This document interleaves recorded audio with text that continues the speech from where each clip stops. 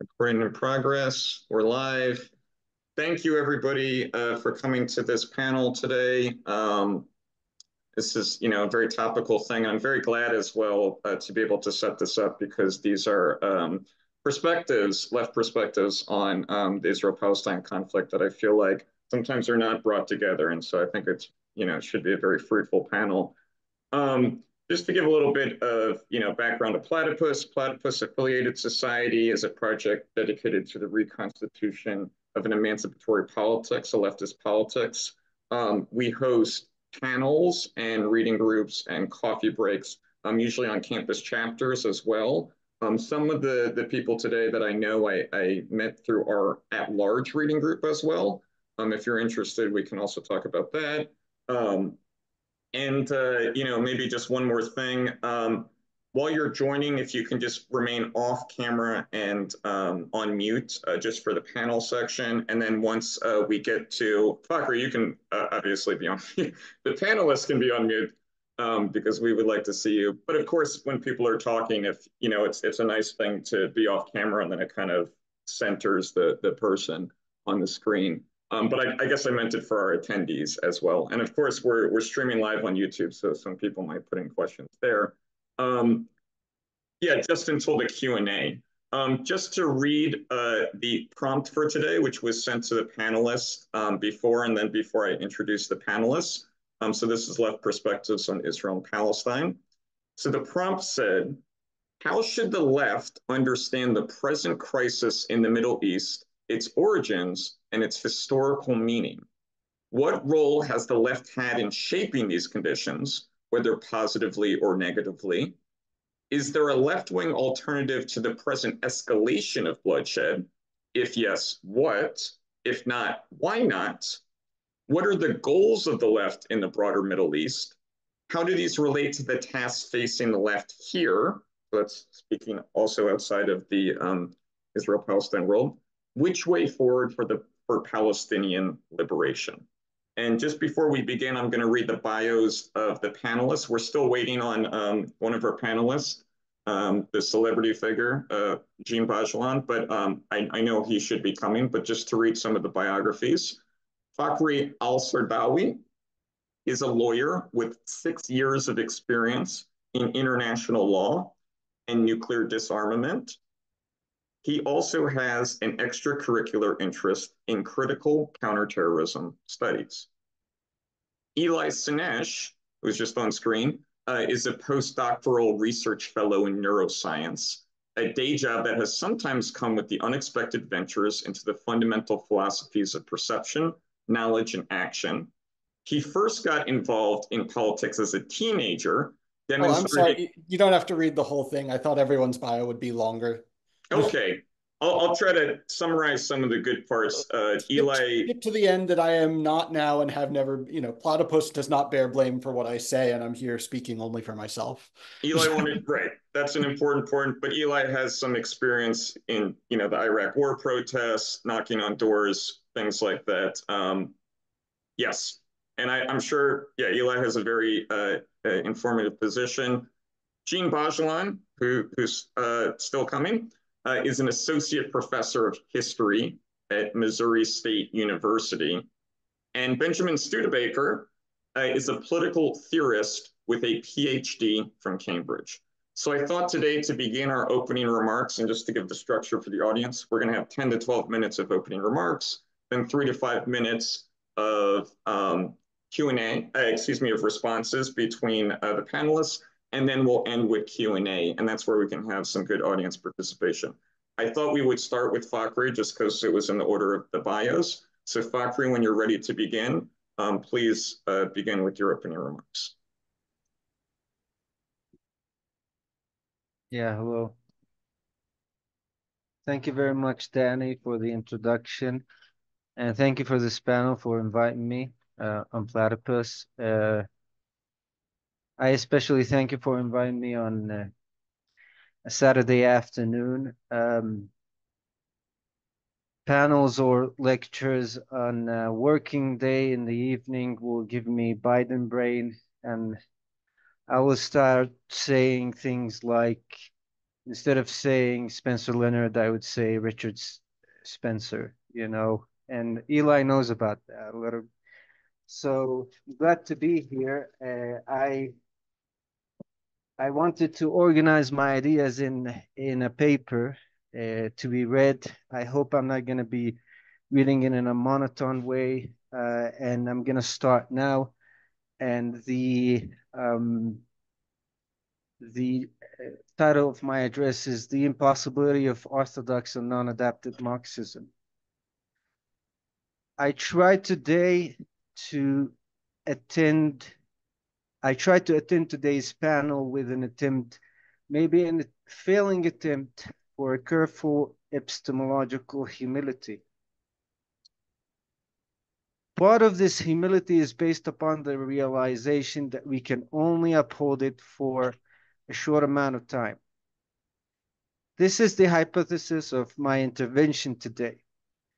As individuals living after what Chris Cutrone calls the 20th century end of the world, we can maintain Marxist Orthodox sobriety for a short and painful amount of time before we relapse into our postmodern identities, before we relapse from thinking into false practice.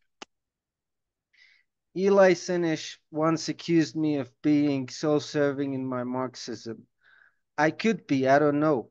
The attempts for epistemological humility create more questions than answers. Do I think that Benjamin Studebaker's literature on Israel is weaker than his writing on Ukraine because I'm really onto something or because I'm already biased? Adapted Marxism is a suitable vulgar term to be chosen by me as someone with a Marx for Dummies level of knowledge in the field. It is a right-wing slur against the social justice left with a strong kernel of truth. The left that came during and after the me generation will always interpret Marx for its own narcissistic catharsis. A member of the working class needs to perform their labor. A member of the professional managerial class needs to be right. But my hypothesis here is that we cannot resist adapting Marx to the automized and alienated worlds inside our skulls. Our individualistic adaptation might be on the nose, as in the case of the Judith Butler left, or it might seem like a collective project, as in Third World Marxism.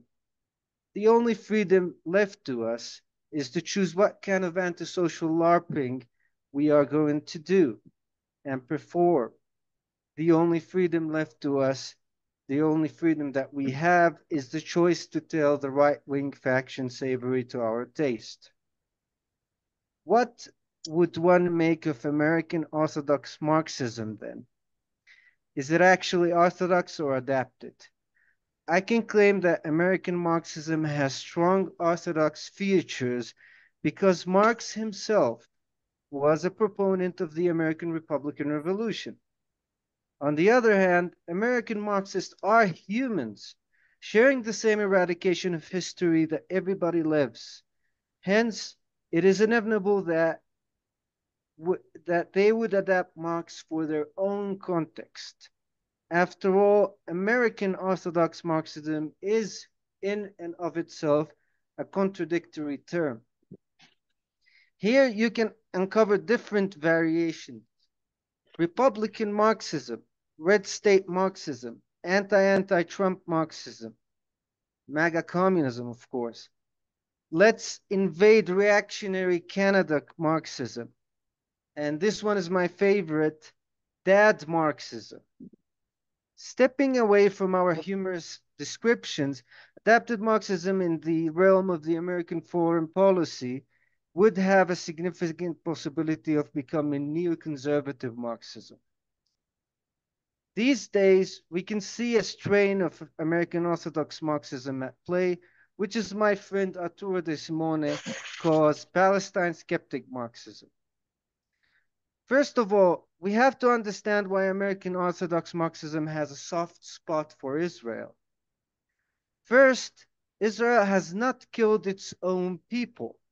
unlike the communist experiments in Eurasia.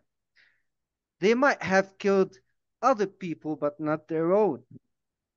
Second, Israel is the Orthodox American left is the Mecca of the Orthodox American left, similar to how Cuba and Vietnam is the Mecca of the New Left.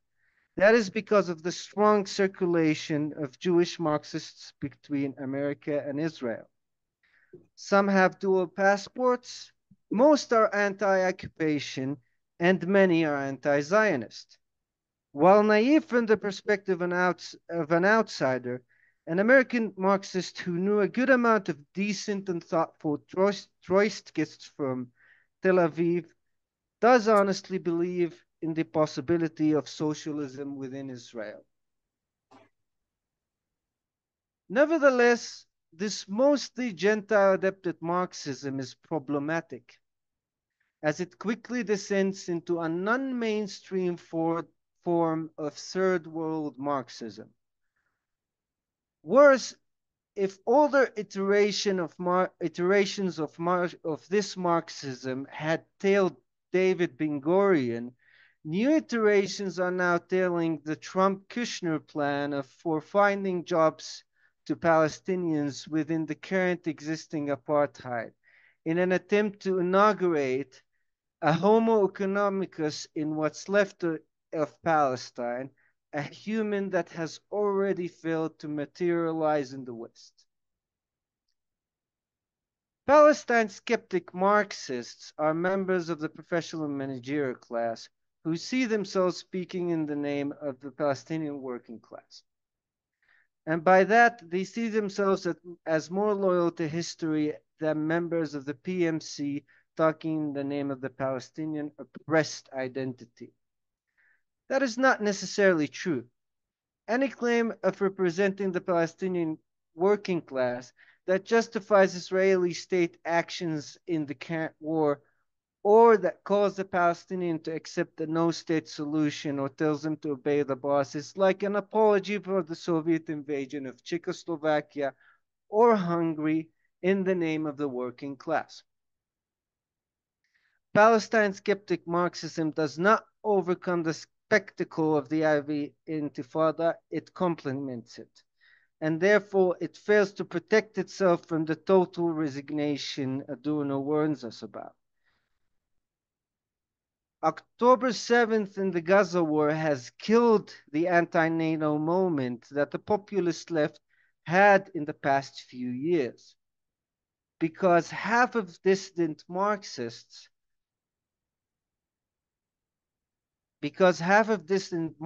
abandoned the task of criticizing the left in order to focus on criticizing American foreign policy, and the other half abandoned the task of criticizing the American establishment in order to focus on criticizing the new third worldist turn of the radical left. This abandonment reminds us with South African Marxist Joe Slovo when he warned in 1989 about exclusively criticizing Soviet bureaucracy while abandoning the critique of capitalism and imperialism. Indeed, the Gaza war will not only reproduce multipolar Stalinists, but would also pave the way towards a return to the Cold War University, or at least the Cold War Patreon channel. We are now being haunted by the specters of Moish Postone and Edward Said. Third world Marxism can become the anti-imperialism of fools, a necessary revolution to overthrow the quote-unquote Jewish ruling class. American Orthodox Marxism can easily become the world revolution of fools, a necessary revolution like in Iraq and Afghanistan to do as we like with the Oriental surplus humanity, blaming it or its local culture for its incapacity to proletarianize itself. Anti-Semitism is unique in its connection to capitalism, but also is Orientalism. Where did Montesquieu falsely claim that there are no property rights and there's only slavery and despotism? In the Orient. Where did the grand communist experiments take place during the Cold War? In the Orient. Where did the grand exportation of the American experiment take place during the War on Terror? In the Orient. Where is the factory of the world? In the Orient. And most importantly, what are the pre-politics of today's war but a narrow choice between anti-Semitism and Orientalism that is getting narrower and narrower? Look, for example, for the Orientalism of Dennis Prager, presented under the guise of BLM anti-racism, when he asked, why are Palestinians more important than hundreds of thousands of Africans, including Black Christians, killed in Islamist and or Third World regime wars? One can easily flip this Orientalism to anti-Semitism by asking why the security of Israel is more important than human security in Africa, why the lives of 1,200 Jews more important than hundreds of thousands of Black Christians. But maybe at the end, we should embrace the unorthodox nature of our Marxism, provided that we are aware of its imperfections. If not, an orthodox Marxist would only aim to feel intellectually superior to everybody else, the same way a woke Marxist wants to feel morally superior to everybody else. This need to put oneself on a pedestal is the origin of the sectarianism among the left today. We should embrace the imperfections of our orthodox Marxism because both Judeo-Christian neoconservatism and Islamism are legitimate and authentic responses to our failure. Judeo-Christian neoconservatism is a wish for globalizing the freedoms of 17th century bourgeois society that does not exist anymore, even in the West. And Islamism is a wish to restore the freedoms of pre-capitalist society because the capitalist state, not bourgeois society, is what actually has been globalized. At the end, without finding ourselves in the vampire castle of viewpoint theory, we should not mock the imperfect orthodox Marxism of one comrade or another. Maybe they know better through their knowledge of their local history, the exact missed historical corridors towards working class politics. Thank you. Thank you very much, Fakhry. That was wonderful. Eli, would you like to go next? Sure. About how much time do we each have for opening remarks? You have about 10 to 12 minutes, so I can give you about a 1 minute. Okay. Yeah. Yeah. All right. So I had written up a bunch of notes for this. In the end, I think they're kind of garbage. But what I will say is I think there is a severe need to historicize what we mean by the left and what we mean by emancipatory politics and how that relates to the region. So for a fairly simple start, we need to be able to think about oil. We need to be able to think about the geopolitics of oil. I'm sure I do sound like an old style Iraq war protester. Oh, it's about oil. But I'm not thinking of the Iraq war. I'm thinking of the Yom Kippur War and the resultant Arab oil, I think it was called a boycott at the time. Essentially the restriction on the supply of oil to the West in order to perceivedly at the time punish the West for backing Israel.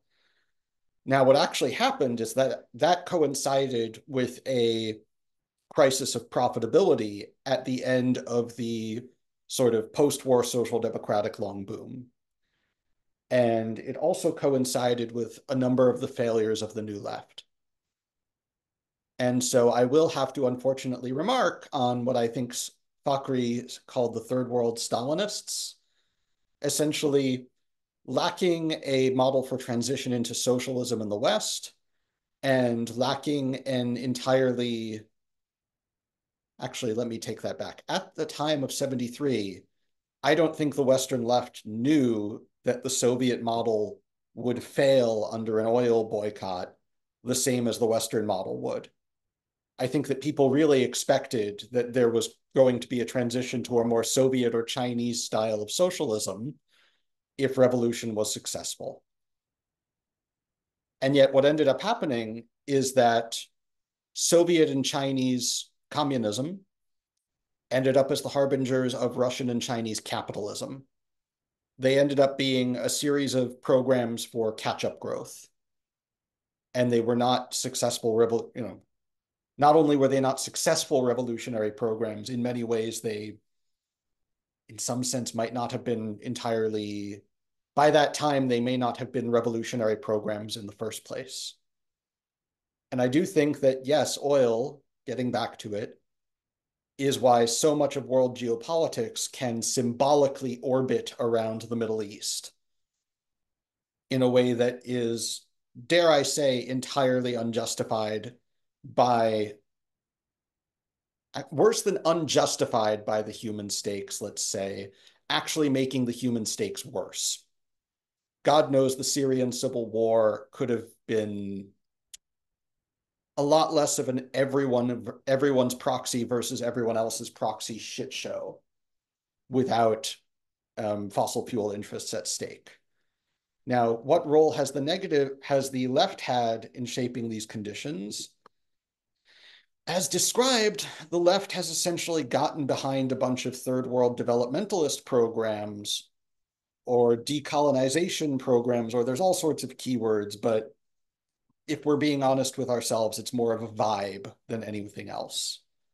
The left has outsourced historical agency for bringing about socialism from, let us say, from the far West, Western Europe and America, to the nearer West, Central Europe and Russia, and then even a little bit more eastwards over to the Middle East and China. And what that has resulted in is sort of unquestioned tailing of what end up being unapologetically capitalist political programs that indeed, as Fakhry said, actually, I really like this phrasing, brought the capitalist state to the Middle East without ever bringing bourgeois society and bourgeois freedom to the Middle East. And I think that's actually a very essential diagnostic point to make, is that the Middle East is a region that, instead of a bourgeois revolution, had inter-imperial conflict followed by partial colonization, followed by a sort of, I would almost call it a third positionist decolonization. Essentially, if you got control of the oil wells, then you could call yourself a fascist this week and a communist next week. And you would always have a geopolitical patron because you had something economically important. And again, the left has served the role of essentially legitimating all of this and getting behind it and saying, yes, do more of it. And so when you ask me, is there a left-wing alternative to the present escalation of bloodshed? Again, historicizing, I think that under the present definition of left-wing politics, no, there isn't. The left is straightforwardly in favor of escalating the bloodshed. They want to distribute it to the correct side. They want it to be the shedding of Zionist blood rather than anti-Zionist blood, or, Zionist blood rather than Palestinian blood, say. But they very much do want to bring on a war because they view, Jews living in Arab land, as they often do vulgarize it, as the principal contradiction in the world right now. They really do.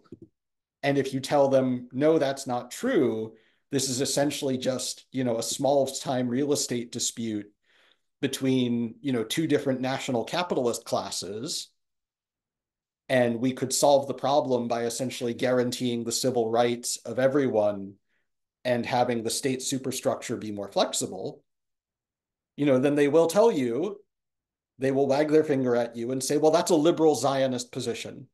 You're giving us liberal Zionist talking points. Being a liberal, you're definitionally not on the left. And by the way, so that is actually, there I am speaking from direct firsthand experience of essentially always coming into contact with socialist groups that I usually quite like and take an interest in, and then eventually finding that, yes, in the final analysis, they are not willing to say no to, well, to essentially usually tailing the Stalinist wing of the Palestinian political sphere. So in concrete terms, I'm thinking, the PFLP has an affiliate organization, Samidun, in the United States. Right now, as far as I can tell, much of the American left is behind Samidun either through BDS or through an organization called Within Our Lifetime. They are all attending each other's marches and holding each other's signs, shouting each other's slogans. Again, Samidun to PFLP. PFLP is a Stalinist group. Being a Stalinist group, they're tailing the progressive bourgeoisie in their society in order to fight colonialism. The progressive bourgeoisie in their society in this war, in this struggle, presently being Hamas. So there's a number of, indirections, but it does actually end with much of the Western left tailing Hamas out of old misplaced Stalinism. Now, I think, speaking of Orthodox Marxism, I think Orthodox Marxism is, so to speak, a creature of the 19th and early 20th centuries, a creature from before the failure of the German Revolution, the undigested failure of the German Revolution. The original outsourcing of the revolutionary subjecthood was the failure of the German Revolution, followed by Lenin's inability to re-export the Russian Revolution back to Germany, leading to the idea of, shit, we'll just have to do the project of socialist construction in Russia, because that's the way history turned out. And, it started a long trend that has taken us to some very dark places. Now, what are the goals of the left in the broader Middle East? Eliminate Zionism, push out the Americans, strengthen the axis of resistance. I don't think I'm not being normative here. I'm not saying this is what the left should do. I'm saying that for reasons that we are often unwilling to talk about or debate, that is what it is doing. And if you disagree that this is what it ought to do, then in many ways you are definitionally not on the left. You are what was that nice phrase, neoconservative Marxist. Which way forward? How do these relate to the tasks facing the left here, and which way forward for Palestinian liberation? Now I think Orthodox Marxism really has something to say. I think that we need to essentially reorient the left away from Stalinism, that is, away from tailing national movements or progressive bourgeoisies as a vanguard for proletarian revolution, and get back to building parties that can be tied together across the lines of nationality and identity without ever endorsing each other's, so to speak, without ever endorsing, sorry for this phrase, identity politics. And I think that would mean, Palestinian Marxist parties and, yes, Israeli Marxist parties, each organizing proletarians, workers, which, by the way, there are still a lot of in the Middle East. It's not just all coffee shops and bombs. There's factories there. They can vegetables and that sort of thing. Make textiles, et cetera, et cetera. Like, those are the people we should be focusing on organizing. And rather than, in the final analysis, always turning to tail a progressive bourgeoisie, we should instead be saying, look, we're in different countries, we're different nationalities. We certainly have, different postmodern identities and historiographies. But if we're fighting for socialism and we are parties of the workers, then we are going to tie to each other across national borders more closely than we will tie ourselves to our own national bourgeoisie. Thank you very much, Eli. That was great. Djene, would you like to go next? Sure. Can you hear me, everybody? Yep. Yeah, okay. Thank you so much. I apologize for my lateness. I did have some technical plus children issues this morning, which have been summarily resolved. Well, going third on this panel really kind of steals my thunder to a certain degree because, of course, I think especially Fakhry has like outlined some of the, kind of critical issues facing the left, both those who orientate themselves towards the support of the Palestinian movements and those who Fakhry calls Palestine skeptics. And I think, when we talk about the left and what I'm thinking about specifically here, I know, Platypus Affiliated Society, has almost a kind of metaphysical notion of what the left is. And then we have the kind of concrete manifestation of the self-identified left. And I would say in the United States, we're talking about a kind of range of opinion that would include, let's say, the DSA, Jacobin type of people, right down to PSL, to the Catboy Stalinist Maoists, those who kind of have this kind of performative, weird ideological hodgepodge that are emerging online. But in general, we have a kind of broad gamut of opinion on the left, orientated around a series of kind of political organizations, media enterprises, and online discourse, etc., and sort of activist courses. And I would say, I think people are perhaps a little unfair to the entire gamut of the left.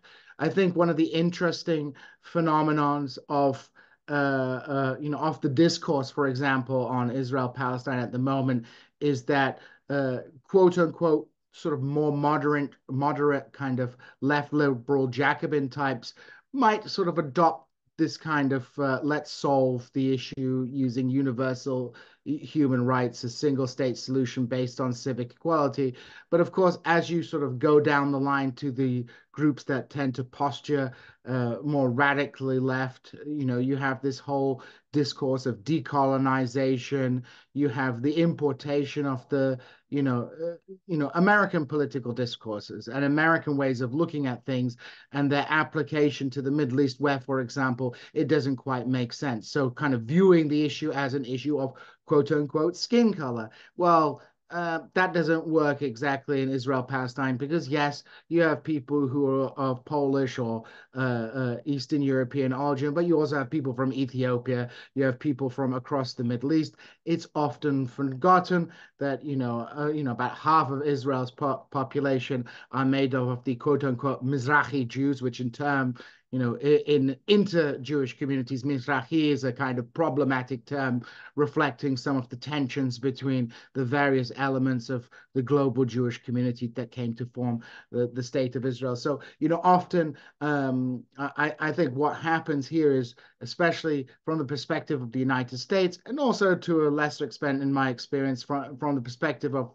the left in the United Kingdom, you have these importations of notions of race onto the Middle East that don't exactly make sense in that context. It's not to say there aren't any parallels to that. I think, for example, the historical parallel with apartheid, I think is not an unreasonable, is not an unreasonable comparison to make. The problem comes when you want to kind of entirely understand this conflict through the conflict, through the race of lens. Again, a term like settler colonialism used as an analytical term, not as a kind of moral condemnation, has some utility in understanding the mechanisms and that the Israeli state came into being and how it operates today. But completely looking at the history of Israel as a rerun of the conquest and colonization of the West of the American West, I kind of misses the point. I do like to have my catchy phrase, which is I call Israel, settler colonialism with Balkan characteristics, because the key axis of conflict is ultimately sectarian and religious. So I think ultimately I think what both Eli and Fakhry have pointed to here is that for a big portion of, let's say, the Stalinist left, which I think a lot of people are critiquing here, there is a kind of lauding of the struggle against decolonization. And the Israel-Palestine question is obviously placed within that discourse of decolonization. And it kind of misapprehends what decolonization meant for the global left, which it was not a victory, but it was a rearguard action and defeat. Ultimately, if you look at where decolonization goes, what it ends up looking like, it ends up looking like the Iranian Revolution, Recep Tayyip Erdogan, Modi in India. This is the kind of direction of decolonization. Decolonization was a victory of the global capitalist system, in the sense that the political superstructure which undergirds that system, that of the nation state and the system of nation states, was globalized. So rather than colonial empires breaking down due to socialist revolution in the West, you had a different situation where those structures that had defined Europe, North and South America in the 19th century became globalized through this process of decolonization. So I think this is one major sort of meta problem that the left often has when analyzing,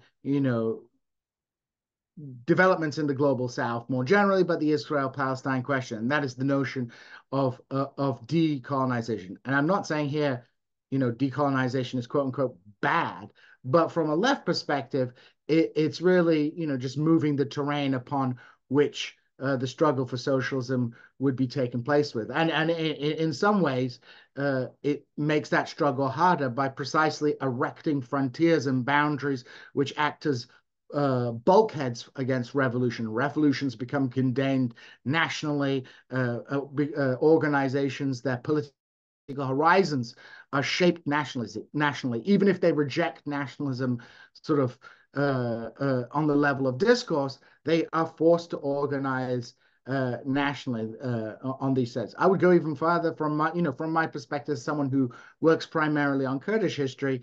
The entire Kurdish movement is organized, quote unquote, nationally, like Iraqi Kurds, Iranian Kurds, Kurds in Turkey. They're organized largely separately. And even when there are linkages, generally it forces these organizations to operate increasingly in different directions. So the KDP in Iraq and Iran were originally one party, but the borders forced them a different way. And we'll see the same thing between Turkey and Syria. So to return to the Israel-Palestine question more precisely, I mean, I think on just on a human level, I think a lot of people are disgusted by the violence and the barbarism that's taking place here. It's, in a certain sense, it's not quantitatively different from any other cases of inter-ethnic and intersectarian violence in the Middle East, whether that's in Syria or Iraq that we've seen over recent years. The difference is that one of the militias in this inter-ethnic barbarism has, high-tech drones, American equipment, et cetera, et cetera. So we have and has the full backing of the United States and the apparatus of a, of a modern military. But what this conflict is at the end of the day is a kind of ethno-sectarian conflict based over land, based over access to resources. So where does it come from? What does it come out of? I mean, I guess the perspective I would like to probably add today is, to look that this is a product of the failure of the bourgeois revolution in the Middle East at the turn of the 20th century. And in the post-World War II era, the kind of growth of a kind of pessimism which posits the idea that ethnic and religious communities can't live together. This was a kind of underpinning of the notion of the Wilsonian system, of the kind of attempts to manage ethnic conflicts by imperial powers for their own reasons after the end of the First World War, and has to a certain extent come to be internalized by elements on the left. The idea that, you know, Israelis and Palestinians can't live together is a kind of a view, is a deeply pessimistic view. This idea that, you know, go back to Poland, etc., etc., you know, misses the point. And, you know, what we saw at the beginning of the 20th century were attempts to build a political order based on, you know, based on kind of core universalistic secular values. Specifically with regard to Israel-Palestine, first we see this in the 1908 Ottoman constitutional revolution, the establishment of a parliament, contrary to the Western, you know, and Israeli line. You know, Palestinians weren't kind of Bedouins wandering around the desert. You know, Palestine formed part of one of the most economically advanced regions of the Ottoman Empire. It had a long contact with capitalism. It was a key, you know, it was a key part of the Eastern Mediterranean economy. It had a sophisticated, educated population. And so as part of they were part of this constitutional revolution. They took part in, you know, these various institutions of liberal institutions established by that revolution. And then after the First World War, I think one of the things we really have to look at is the kind of legacy of defeat of Faisal's kingdom that was established in 1920 in Syria. Again, often portrayed as a kind of barbaric imposition from the Arabian desert. But in fact, if you look at the concrete policies of what this what this kingdom was heading towards, was it was founded on an alliance between quote unquote liberals and quote unquote Islamists, both of whom shared a common commitment to constitutional government, that engaged in a process of constitutional writing that would, you know, be familiar to those who are students of the American Revolution, which produced a constitution that disestablished Islam as the official state, as the official religion of the state, and sought to implement notions of notions of unity. Sorry, notions of legal equality. And what I think, from the historical perspective, as a kind of conclusion to what I'm saying, I would say is like, to understand, the left needs to look back to this period to understand the roots of this conflict. It is the story of attempts of establishing liberal universalist government and how they were crushed. There were internal factors that, you know, contributed to their destruction, but by and large, it was the crushed under the heel of Western imperialism. And ultimately, what we see not just in Israel-Palestine, but in the Syrian conflict, the Kurdish question, a whole host of issues across the Middle East, is living with the consequences of the failure of the liberal revolution in the Middle East. And thus, that failure acts as an obstacle to the further movements towards socialism. And I don't think there is a shortcut through these kind of top-down developmentalist projects that I think many people on the left believe. A final word: if Hamas won, under all best conditions, what would they do? They would turn Palestine into Turkey, which would be a heck of a lot better than it is today, but it would not necessarily be, you know, the kind of political outcome that most of the Western left would want, hope, or even believe would happen. Thank you very much, Djene. That was great. Ben, and then we'll go to responses after Ben. Guys, got a bad feeling about this. I suspect this panel is going to be rather difficult. You see, we don't agree on what exists between the river and the sea. We have Ontological differences. When we don't agree on what exists, it becomes very hard to understand each other. If we don't understand each other, we can't act together. We can't do politics. I think we all agree that we are here to discuss a war. But who are the parties to that war? What is at stake? I very much doubt we will even understand each other, much less come to any agreement. This is precisely why war has broken out. To have peace, the people who live between the river and the sea need to be able to do politics with each other. That means they need to be able to communicate. Sometimes we outsiders can end a war by finding a way to mediate, by finding a way to bridge the gap that exists between the adversaries. But we can only do this if we are ourselves capable of communicating. I don't think we have what it takes. But I have agreed to speak here with you today. Despite my reservations, I have decided to try. The horrors of war demand that we try to communicate, even when, perhaps especially when, we think it can't be done. So I will try to tell you what I think exists between the river and the sea. I will try to speak with the greatest possible sensitivity, because I do not wish to contribute in any way to the feelings of enmity that war produces. I am sincerely here today to seek peace. At the very least, I hope to clarify the reasons why it has not yet been found. I hope you will accept this talk in the spirit in which it is offered. In between the river and the sea, in a region that all acknowledge to be part of the Levant, there exists a republic. This Republic of the Levant contains three principal administrative regions. These currently bear the names of Israel, the West Bank, and the Gaza Strip. Together, the West Bank and the Gaza Strip are referred to as Palestine. The people in these regions practice many different faiths. Some practice no religion at all. Their ancestors come from many other places. Some are tall and some are short. Some are tan and some are pale.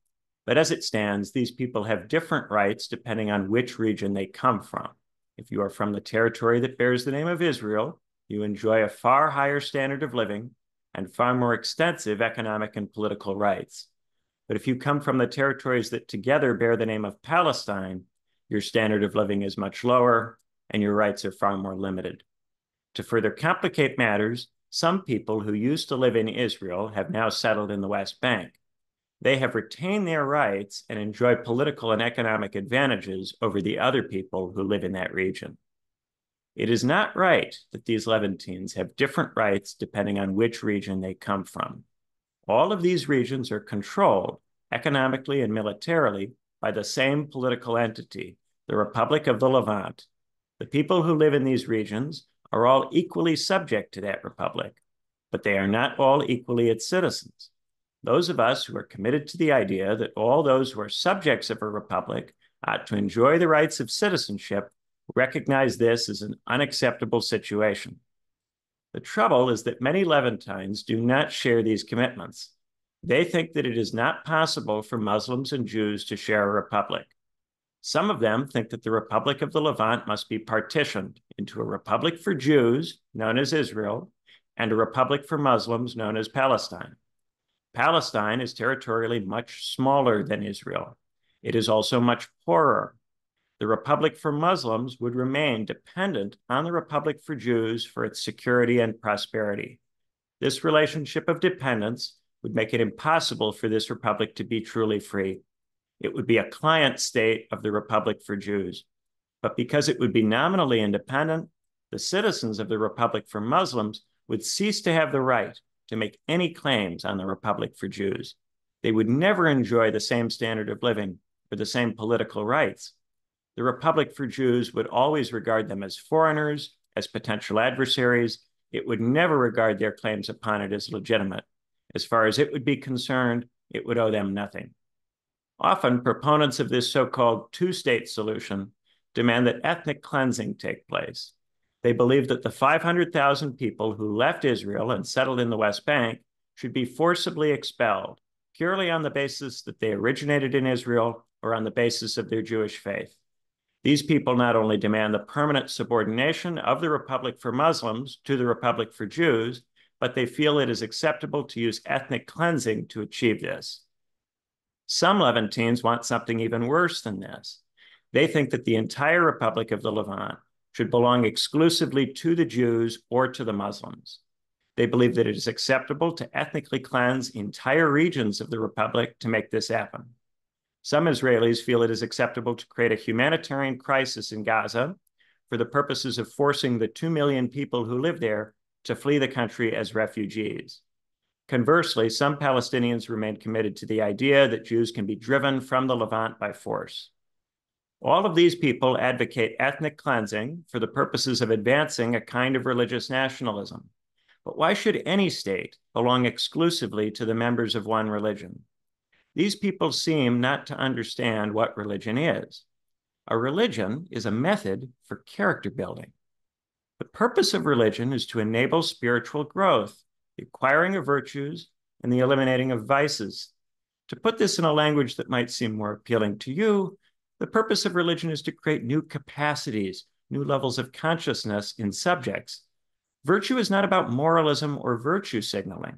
That is a distortion brought into religion by pride, which is a vice. Virtue is about really having the capacity to think and act effectively. Every major religious tradition sometimes succeeds in producing virtuous people, and in this regard, every major religious tradition works toward the same end. In antiquity, the religions became divided into esoteric and exoteric variants. Esoteric religion was for the elites, for the people who had access to leisure. It focused on putting this time to good use. Exoteric religion was for the workers, for the people whose time was otherwise accounted for. It kept them in line. For many centuries, the workers labored to create the surplus that made it possible for people like me to indulge in esoterica. It is our sacred duty, the task of history, to help the workers gain access to the traditions they have to this point understood only in alienated form. Unfortunately, those who are only familiar with exoteric religion tend to miss the point of it. They either become hostile to religion in general, or they become dogmatists. Dogmatists are cut off from true religion. They become obsessed with narrow, one-sided interpretations of texts. Marxism is a true religion, but those who have only encountered it in its exoteric, alienated form reject it or get lost in it. Judaism and Islam are true religions too. There are many ways to become a good person, and they are all worthy of our respect, no matter which ones we choose to draw from in our own lives. People who respect one another's traditions try to understand each other, even when it's hard. They find ways to communicate.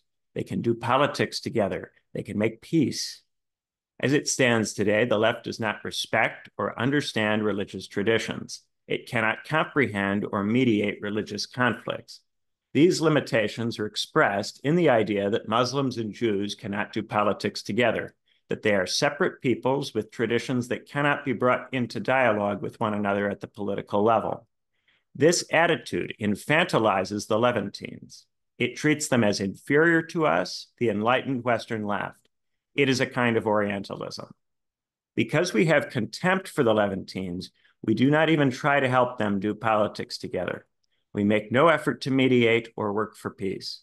Instead, we encourage the Levantines who remain caught in exoteric traditions to continue pursuing ethnic cleansing. Worse, we make an enormous amount of content about the war. We act as if we care about the victims of the conflict, while using this content to get clicks and followers, to wring consumption value from the blood and bones of Muslims and Jews. Instead of pursuing virtue ourselves and helping others to acquire it, we signal our false virtue with flags in our social media profiles. All this does is advertise our one-sidedness. This concern trolling, this spectatorship is a kind of blood sport. It is one of the most disgusting, repulsive things about contemporary culture. It turns war into a consumer product. To even begin to do any good for the Levantines, we would have to find some way to stop doing this. But our writers and thinkers are now mere influencers.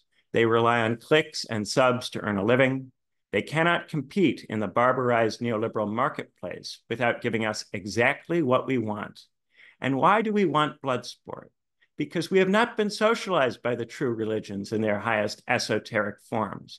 We have been socialized by institutions that are themselves dominated by the market, by schools that aim only at job skills, by families that aim only at six-figure incomes, by churches that indulge in cheap tricks to win converts, and by entertainment that tells us our desires are more important than other people's needs. It falls, therefore, to the Levantines, to the people who write and speak in Hebrew and Arabic, not in English, to find a way to understand each other. This will only be possible if Jews and Muslims regularly interact in the Levant. Muslims need to be free to live and work in Israel, and Jews need to be free to live and work in Palestine.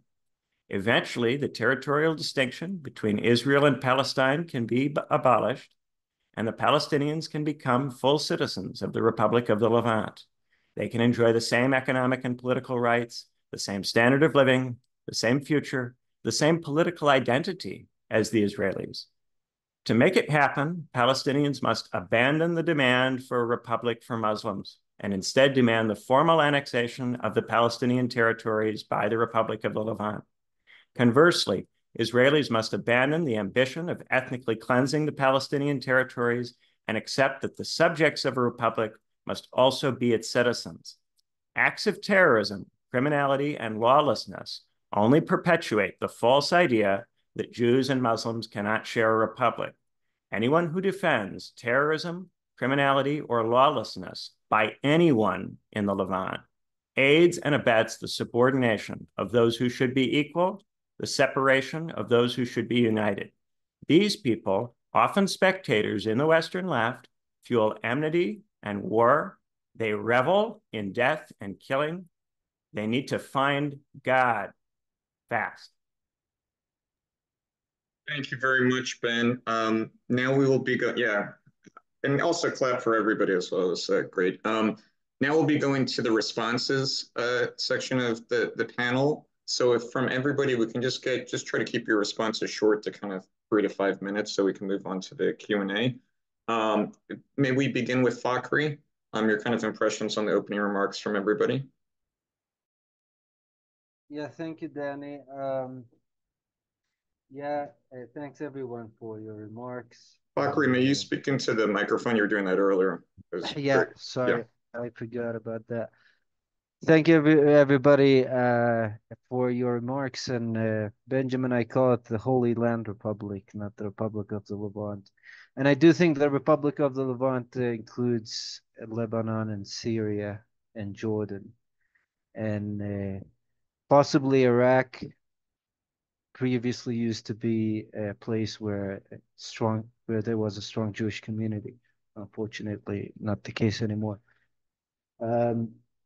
So the two-state solution in the 1990s was a major concession to globalization and a major concession to it was about overcoming your identity and overcoming your ego and overcoming and learning to give away concessions from both sides. It was about abandoning from the river to the sea, which is both sides now are screaming at each other. So I don't think that is necessarily the case that the two-state solution is an evil thing. Hanan Ashrawi said, we accept Jews into the state of Palestine, we don't accept settlers in the 1967 frame of the state of Palestine. So I don't necessarily agree with that part of what you said, and I agree with most of what you said. It was wonderful, especially go back to God. The only place that is naturally secular is the factory. We don't have to make it secular. It's secular. And that gets me to the next point with Eli, is that the left in the Middle East after 2011 was majorly busy with anti-Islamism more than anti-imperialism. Especially even in Syria itself, the anti-imperialist last Arabian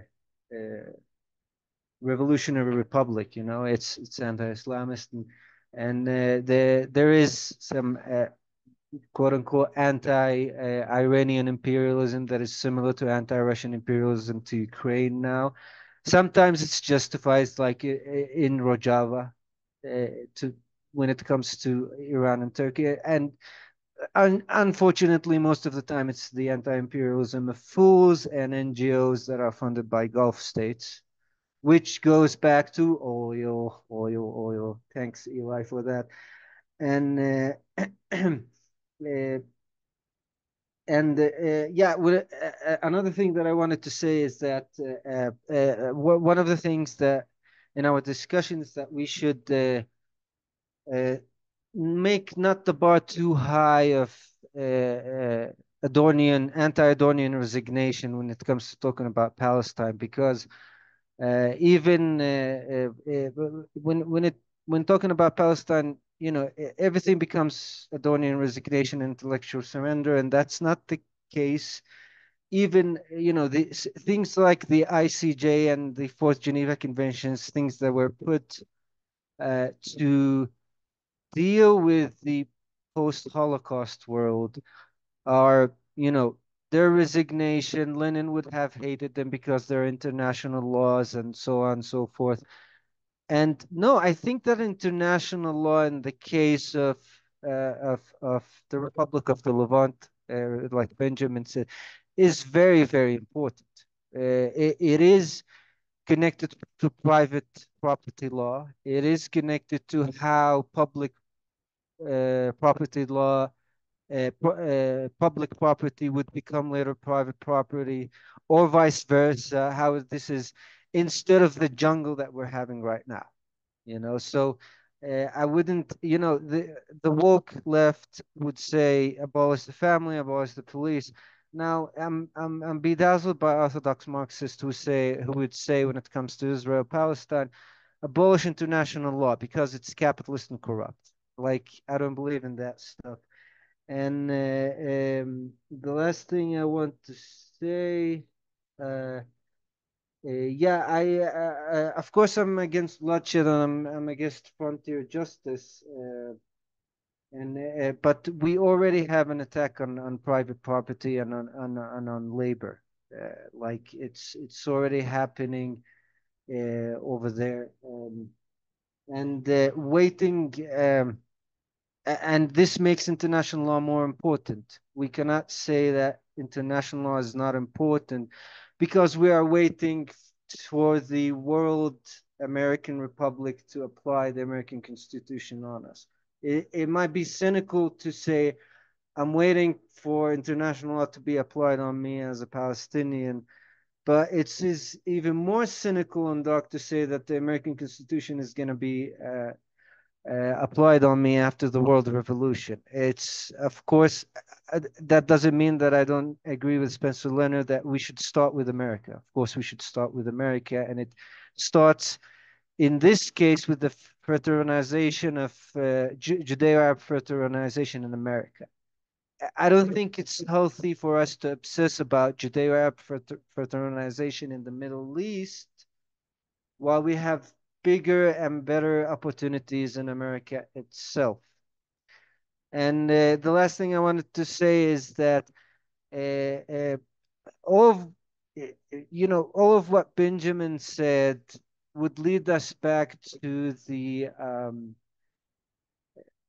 anti-apartheid activism. Like, we have to be clear about, if we want the Republic of the Levant, we have to clear about what is apartheid, and it's not a sentimental phrase.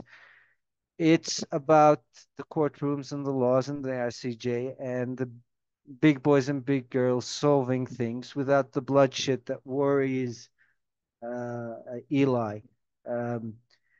And most of the left, I'm almost finished. Most of the left, I can reckon, is with that and is with nonviolence. And yeah, that's what I wanted to say. Thanks. Very much, Eli. All right, so I think Fakhry actually handed me a nearly perfect segue to talk about what can we do here in the West, so to speak. But before I address that, I would like to actually really give my deepest thanks to the other panelists. This is the first time I have attended any kind of discussion on the Israel-Palestine issue that I have come away from anyone's remarks, or from everyone's remarks really, thinking obviously there are things I agree with here in some of what everyone said, things I disagree with, but that it is overall a productive and progressive discussion rather than a bunch of Middle Eastern men yelling talking points at each other, frankly. And Fakhry, that's not addressed at you, that's addressed at a friend of mine who I had a discussion with yesterday. And it devolved into just three-way yelling. Now, so once again, thank you to everyone for being here and for participating. As a little bit of criticism on Benjamin, hey, do you have to be so Greek about everything? We fought wars to keep you Greeks out, Hellenizer, okay, fine. Speak now to talk of the left, I wanted to pick up a phrase from Djene. And I think it's a very important one because it is actually heard so much more often in the West than in the Levant itself. And that was the phrase, go back to Poland. The point where I start becoming, the point where I will just lose my reserve and say the A word, anti-Semitism, is roughly that point where you have these, let's just, vulgarize and call them woke left demonstrators here in the West. And they are saying, to Jews in California, go back to Brooklyn. To Jews in Brooklyn and Montreal, go back to Poland and Germany. And they're not getting this from nowhere. They're getting it at least from Helen Thomas, who did say it about Israeli Jews back in the day before she passed. But the funny thing is that it is routinely applied to American Jews or Jews in the West broadly, more than it actually is to Israelis. At least, among Palestinians I've spoken to. Like among Palestinians I've ever spoken to, there's a lot of, I want my grandfather's olive orchards back. They're over on that hillside. Give them back to me. And a lot less go back to Poland because I'm not sure they know or care whether you as a Jew are from Poland or not in any sense. They view it as like, this is my property and I want it back regardless of you. But which I think that difference in discourses speaks to the way that, as pretty much everyone else noted at least once, speaks to the way that the West is outsourcing a lot of its own feelings of racial guilt in some sense onto, what is perceived as a Jewish Arab or Jewish Muslim conflict. And they're doing it actually in such a way that sometimes the political effect at home seems to be the important thing. Like, I'm particularly thinking of Montreal, and a friend of mine actually wrote an essay about this for I believe it's a Francophone Jewish left magazine entitled The Eternal Settler, about the case in Montreal, because the case being made was that you had people saying that they are anti-colonial demonstrators, saying that anti-colonial demonstrators descended from immigrants from the Middle East, saying that other immigrants from Europe or the Middle East should get off this unceded, native land, with the natives themselves not even speaking. And it ultimately ends up being a dispute over, like which Francophone or Anglophone immigrant group owns Montreal. Again, really like a way of having a proxy war in some sense. But then there also is actually the issue of property in the Middle East itself. And that, I think, is where things get thorny and painful. and where I do think we need to think about, I'm going to call these collectivized or nationalized solutions in order to get to peace. Not because I'm some sort of Wilsonian liberal and I want two states for two peoples on principles of ethnic separation, but more, Ben, you'll recognize this kind of talk, more as a way of legitimating peace by collectivizing the property claims. Because it's not just Palestinians who can point to a hillside and say, that's my property, give it back. It's also, not even just the Middle Eastern Jews, it's also the quote unquote European Jews, can in many cases quite literally, point to an apartment in, I'm sorry to pick Poland as an example, but this is a well-known story of Holocaust refugees now living in the United States, is that they can take a flight, go to Poland, walk into a town hall and say, that's my apartment. I have the title deed. I have the paperwork. It is legally binding. And they will just be straight up told, well, there's been too many changes of government and population movements, and we've essentially nulled all title deeds from before World War II. If it happened before that, it's no longer adjudicable. And so I think essentially what I'm saying is that at a certain point, abolishing property becomes easier than sorting out who owns what as a matter of personal or familial ownership. Thank you very And much. that, I think, is where we do need to think about collectivized and socialized solutions. How to get past every person on Earth making their legal claims and trying to have them add up to be binding so that they can get something. Thank you, Eli. Djene? Yeah, I'd like to thank all the panelists for their thought-provoking talks, first of all. And, I just wanted to follow up on, a point that Benjamin made. I mean, I think this is a very accurate assessment of at least the way some of the left looks at this conflict. And I've said this before it becomes a Colosseum sport, we become obsessed with picking a side to root for in the ways that one might root for a sports team. And, living in the West, that's profoundly unhelpful. At the end of the day, whether or not this conflict will be solved, it has to be solved by the people that are living on the ground. And people living in the West have to think about what the optimal way to assist that process is. And obviously, acting more king than the king, calling for the complete liquidation of the Jewish community, celebrating like one thing that was very striking was, how certain figures in the PSL were saying all those party revelers, at the rave that was attacked deserved it, right? Do I think having a rave on the border of a kind of ghetto is a good thing to do? Not really. It's kind of a bit gross and disgusting. But I also don't think the sentence for attending such a rave should be to be shot dead, right? People do a lot of things that are kind of selfish and thoughtless.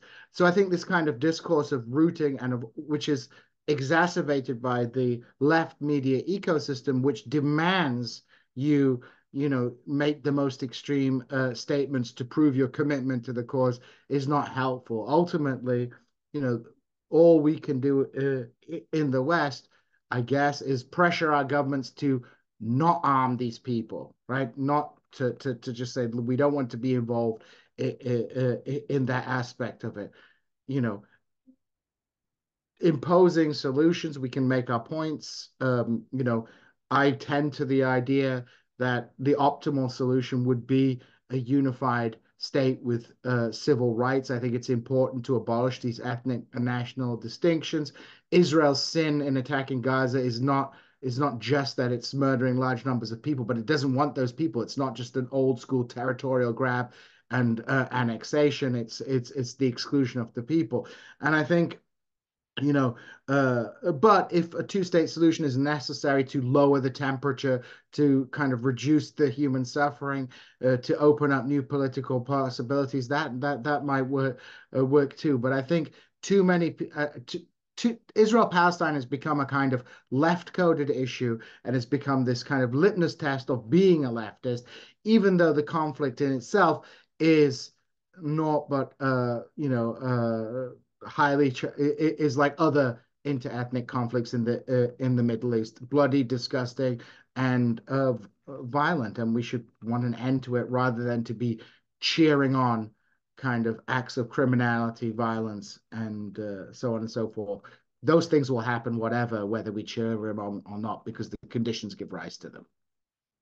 Thank you, Djene. Ben, and after Ben's response, we'll go to the Q&A. Yeah, so as I was listening, I thought about, how would you stop the Colosseum Games? If you're in Rome, how do you stop them? Well, the way that the left tries to stop them is to go to the Colosseum and talk to people who are watching, and maybe try to even be part of it in some way. Go down onto the field and try in some way to make some kind of demonstration in the middle of it. That wasn't the way that the Colosseum Games were actually stopped. The way they were actually stopped is that people started a religion and organized in spaces far away from where the games were taking place, where they could have a real conversation about why it's wrong. And over time, they grew a set of institutions that were initially very small and initially open only to a very small number of people who at the beginning were open to the idea that the Colosseum Games were wrong. And after many, many, many years, they reached a point at which they had a large enough number of people that they could begin to make demands that were effective. And I think one of the things we have done is that we have failed to accept the degree to which we are not able to prevail in the market. We are not able to prevail by participating in the marketized discourse. And when we participate in it, we are barbarized by it. We start to think that the other people in the discussion are Colosseum attendees who think in a barbaric way.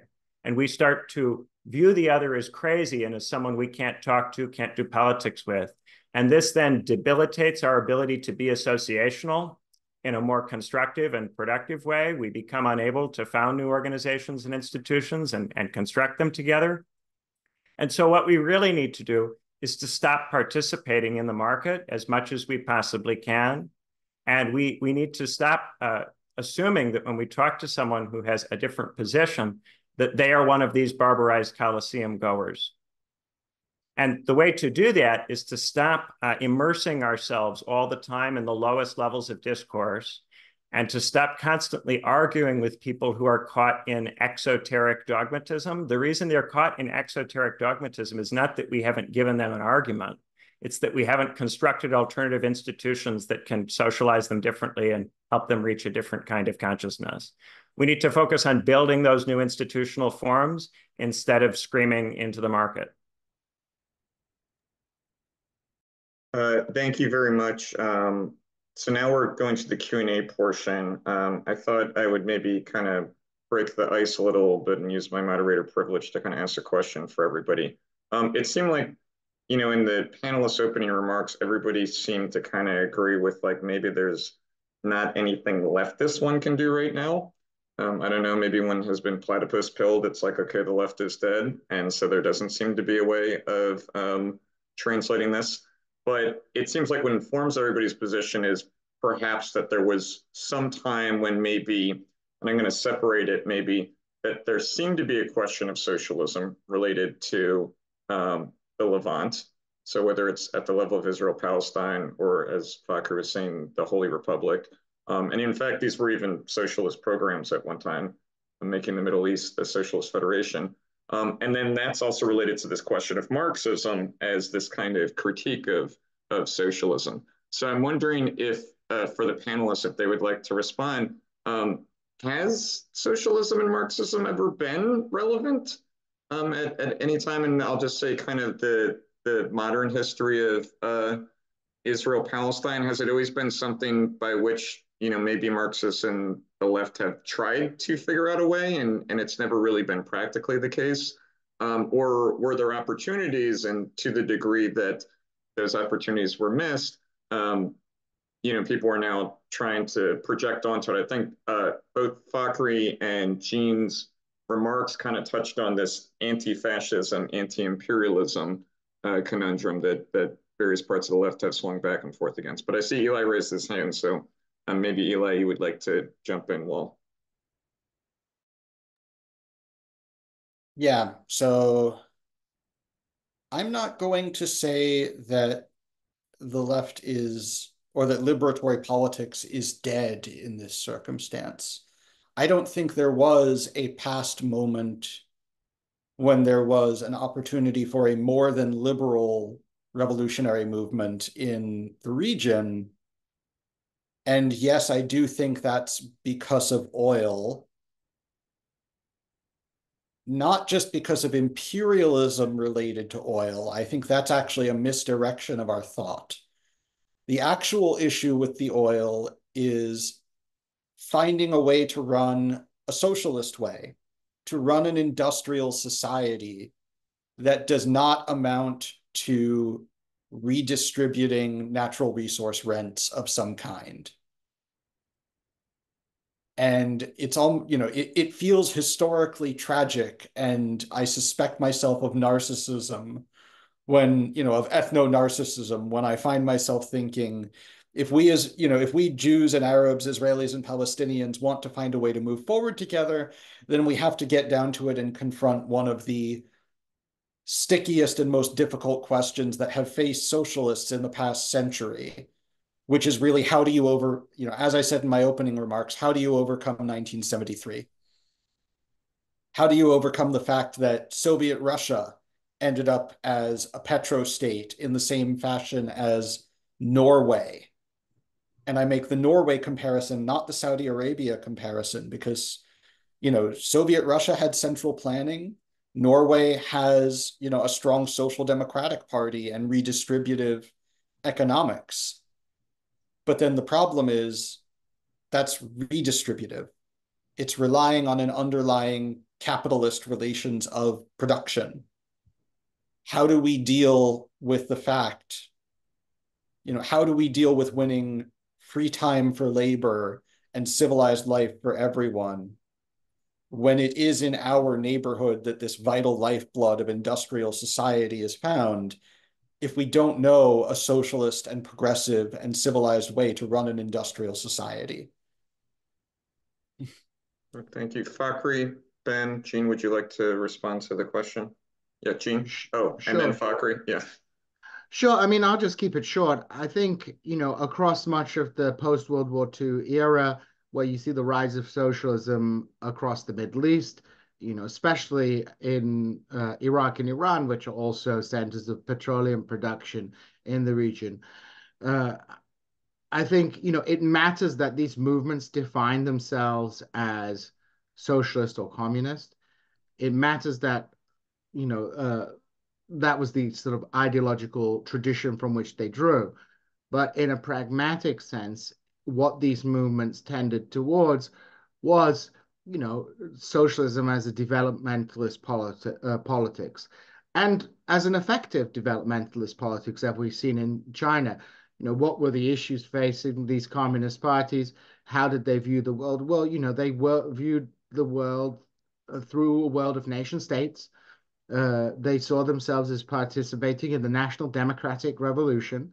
And, their object was to abolish the sort of remnants of feudalism, land redistribution, and to jumpstart the industrial economy through a planning regime. So that was the kind of concrete vista of most socialist movements in the Middle East, and they got their thunder stolen by the Baathists in many cases, who offered the same thing, but with, more like quote unquote nationalism to underpin it. So, when we look at the history of socialism in the Middle East, it was, especially in the post-World War II era, deeply affected by this sort of Stalinist model of what socialism is. What made socialism attractive to many of these people was its kind of prospect as a developmentalist project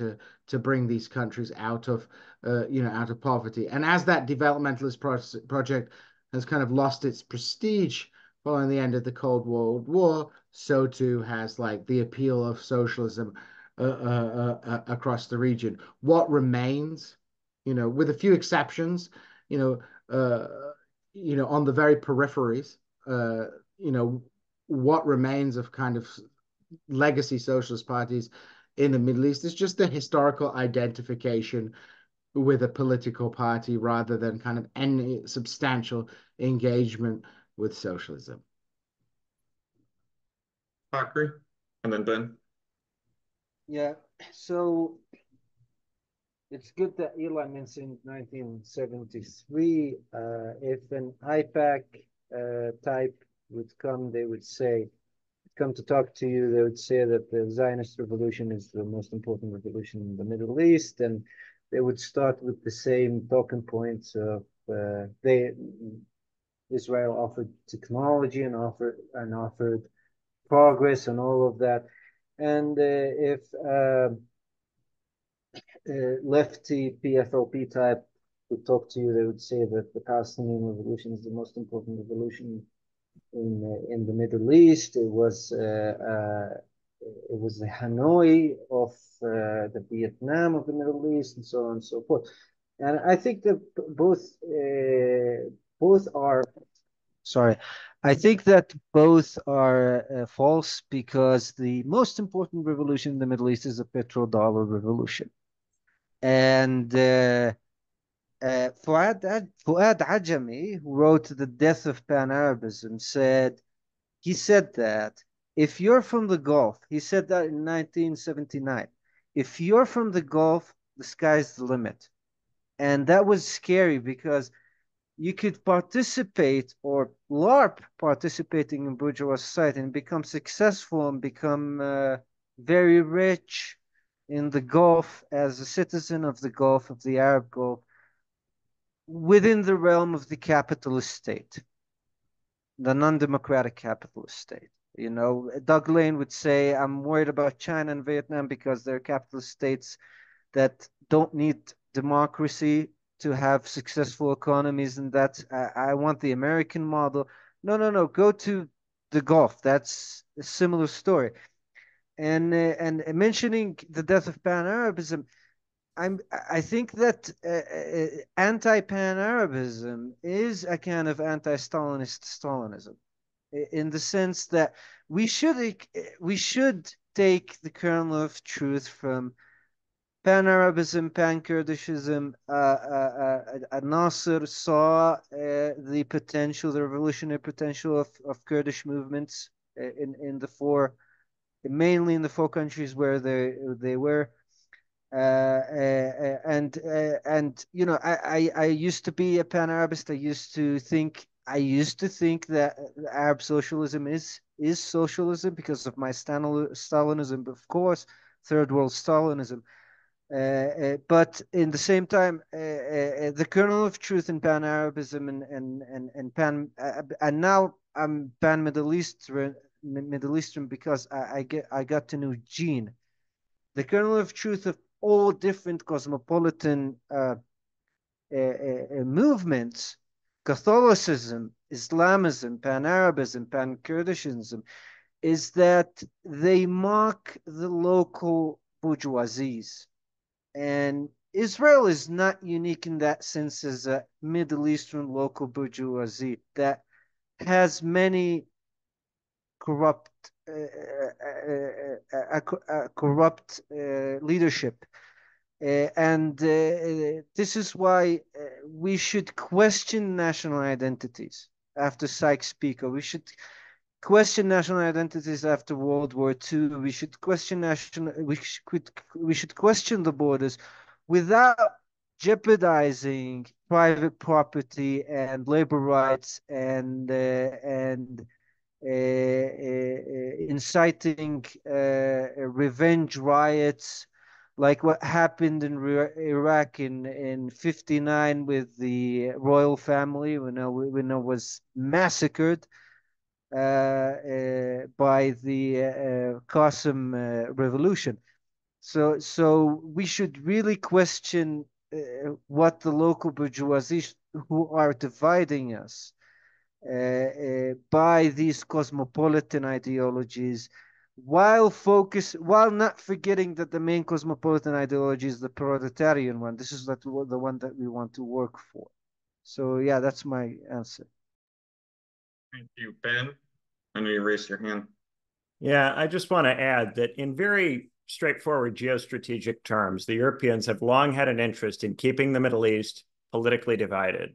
And this goes back to the Ottoman state, which, in putting Constantinople and Alexandria together, reconstructed an Eastern Roman Empire that posed an existential threat from the point of view of the Western states to everything that they cared about.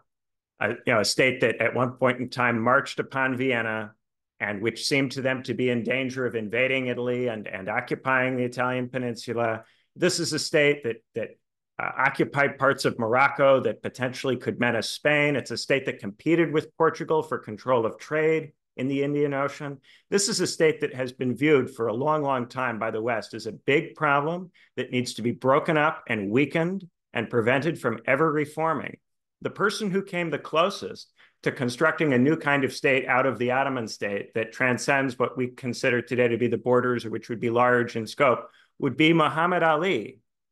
And Muhammad Ali was in no way a socialist, but it didn't matter. Muhammad Ali was ruthlessly crushed by the Europeans simply for threatening to construct a large state in the region that would not be totally beholden to them.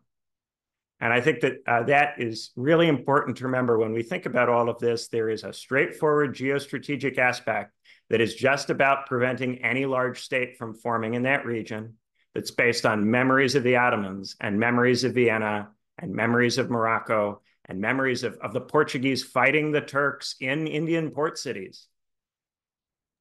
Thank you very much. Fakhry and then Eli, and then we'll go to the audience. I know you guys wanted to briefly respond.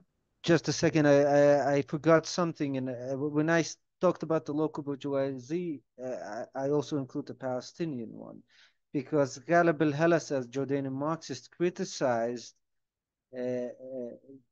using the Palestinian subject as a way to achieve national sovereignty instead of using the Palestinian subject to achieve real change within the region as a borderless subject, like the Kurdish subject, for example.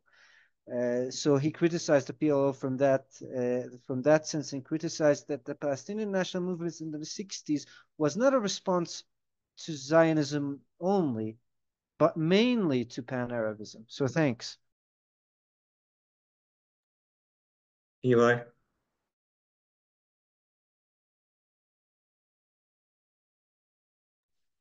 All right, so this is a bit of haha only serious, but my God, Fakhry, do you want to get Israel and Palestine together and we need to build our own like socialist federation structure or whatever, just to kick out every bastard who wants to LARP the Roman Empire back into being?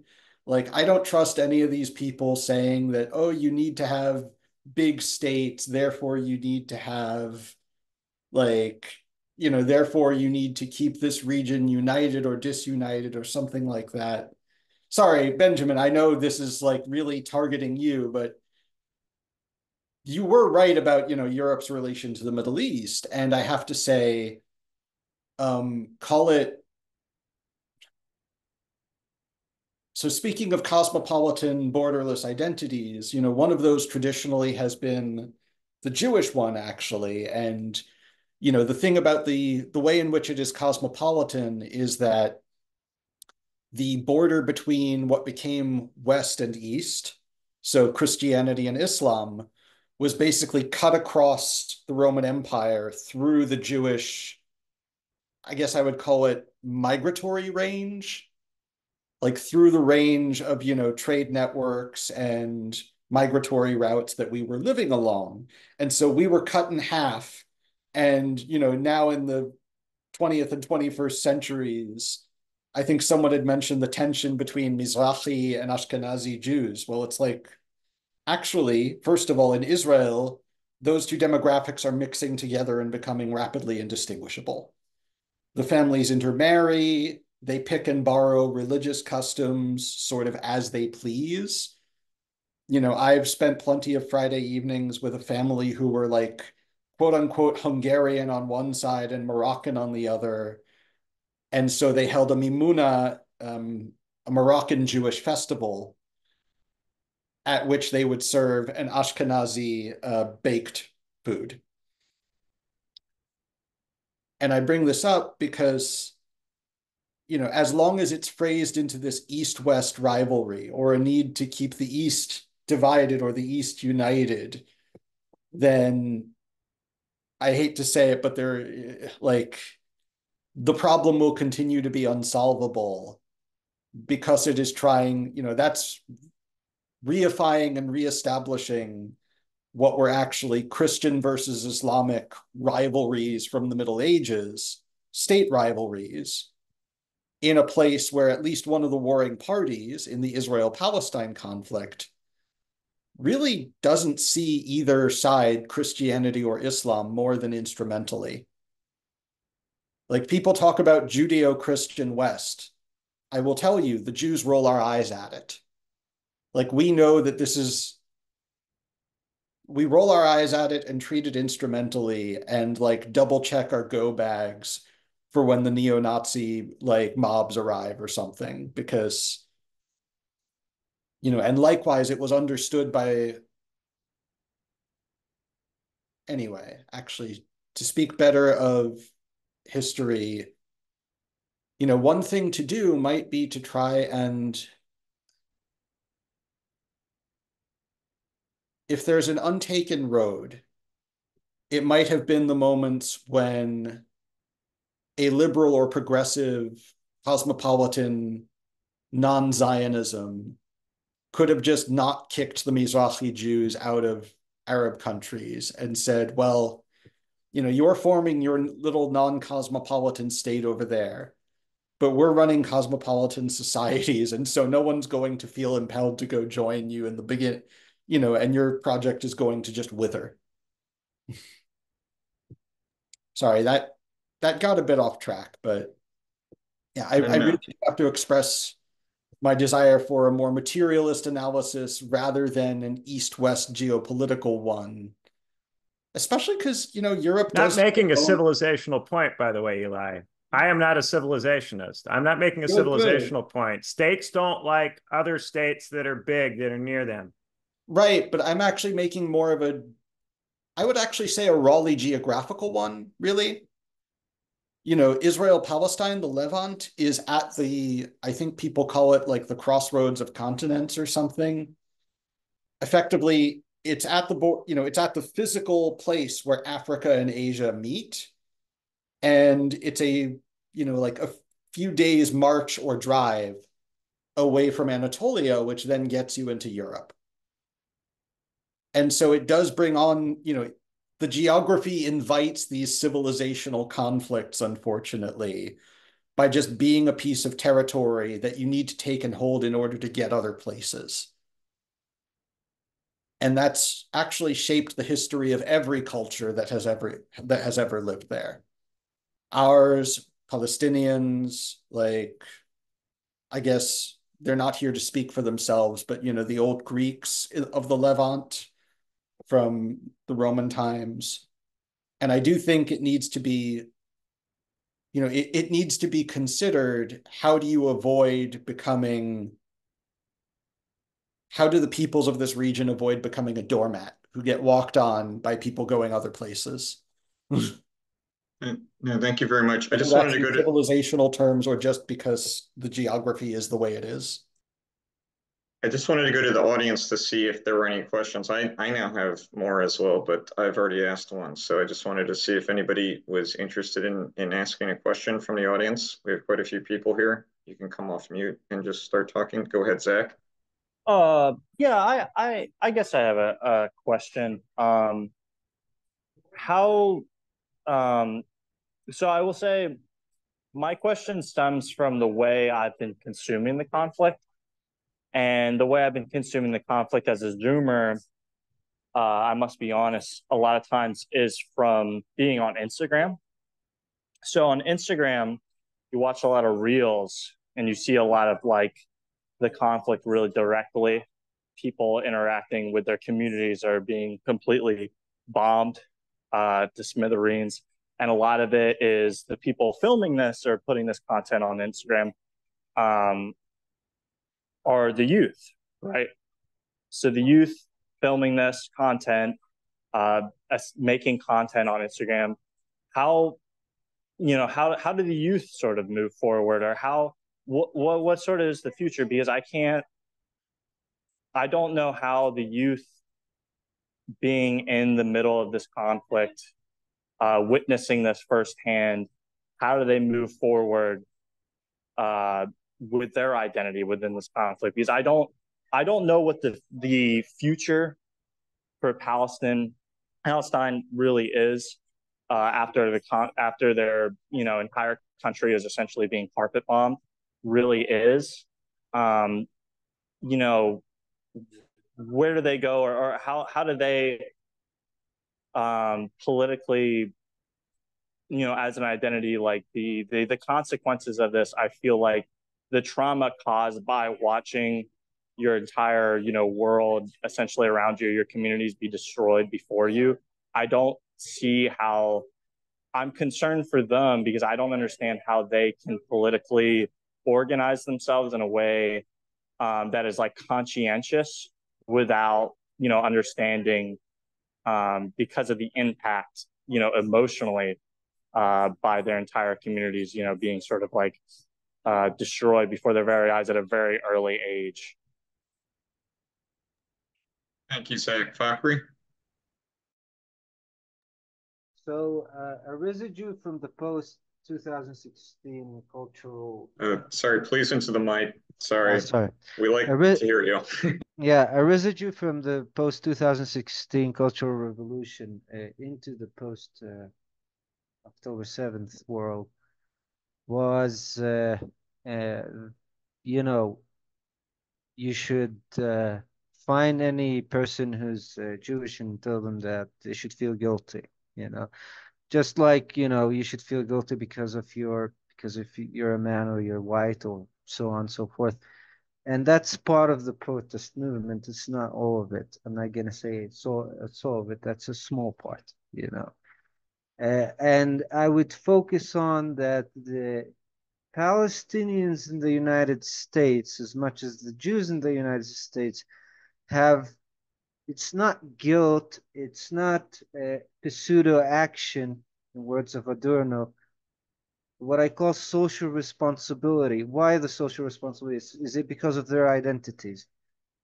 Well, partially, but it is because they participate fully in bourgeois society, being Americans, Jewish Americans, Palestinian Americans. So this is where the focus should be. You're right, Zach, about youth whose life have been destroyed. They're not going to be able to have such participation. Even in times where this war did not happen, they didn't have this opportunity. They're not going to have this opportunity now. There is a bit of participation in the West. There's a bit of, there's, an almost severed, a very small public life in the West Bank and a very small and limited public life within the 48 regions within Israel. But in Gaza, it's even completely bad. And, this kind of Bundism, Arab Bundism in the United States is very important, because if you're Egyptian and all what you do is worry about what happens in Egypt, if you're Egyptian American and all what you do is worry about what happens in Egypt, well, you can change things by starting to change things in the United States. Join the million worker party, if that exists. And these are the alternative institutions that Benjamin talks about. So yeah, the youth, it's hopeless, but, and I guess Catron talked about that, you have a very strong Palestinian community to start with in the United States, you know, and to start with, you know, telling them, go read Lenin. Okay, you can read Ghassan Kanafani. It's beautiful. His short stories are beautiful. His third world Marxism is beautiful. But go read Lenin. We can start with that. And I know you raised your hand. Yeah. So what I would like to say here is there's a great deal of truth in the expression, horrible as it is, bomb back to the Stone Age. When you bomb someone back to the Stone Age, you produce cavemen. That's the kind of subjectivity that results. So we are barbarizing people by bombing them, and we will get barbarian behavior from them. And that's true regardless of what part of the world they come from, where their ancestors came from, what religious tradition they grow up in. If you bomb people back to the Stone Age, you get cavemen. Cavemen are not ready for socialism and can't do socialism. So at the same time, if you were to go back to the Stone Age and you met cavemen, would you hold it against them that they were cavemen? Would you blame them for being cavemen? So we can't hold it against people that they have been barbarized. At the same time, we can't just do what barbarized subjects want to do. We can't just acquiesce to whatever the barbarized demand. And we can't become ourselves barbarized by spending all of our time and energy debating and arguing with barbarized subjects. We have to find ways to protect ourselves from barbarization, from the forces that barbarize, and from the people who have been barbarized. And to do that, we need our own institutions and structures. So I have enormous compassion for those who have been barbarized, just as much as I would have compassion for the Vandals who have been forced to leave their home by the Huns and had been driven into Gaul, right? Nevertheless, I would not become one of them. I would not join them and join the Vandalic band and go around pillaging Spain and North Africa. I would not do that. We have to resist doing that. And also, we will not get anywhere by going to where the Vandal army encampment is and arguing with them. We have to make our own stuff. It's very sad because it means that there are a lot of people that we are not going to be able to constructively engage with. But this is a consequence of neoliberalism. Neoliberalism is a barbarizing process. Thank you. Eli? All right, I'm very sorry to say this to the dear children on Instagram. Sorry, you're not children. You're only a generation younger than me, frankly, but I'm gonna have to tell you from the heart here, stop consuming trauma porn. And I mean that very sternly. I have not watched the 47 minutes. You know, that's, I think, I'm not sure if that's the official name for the compiled footage from the October 7th raid that has been publicly released.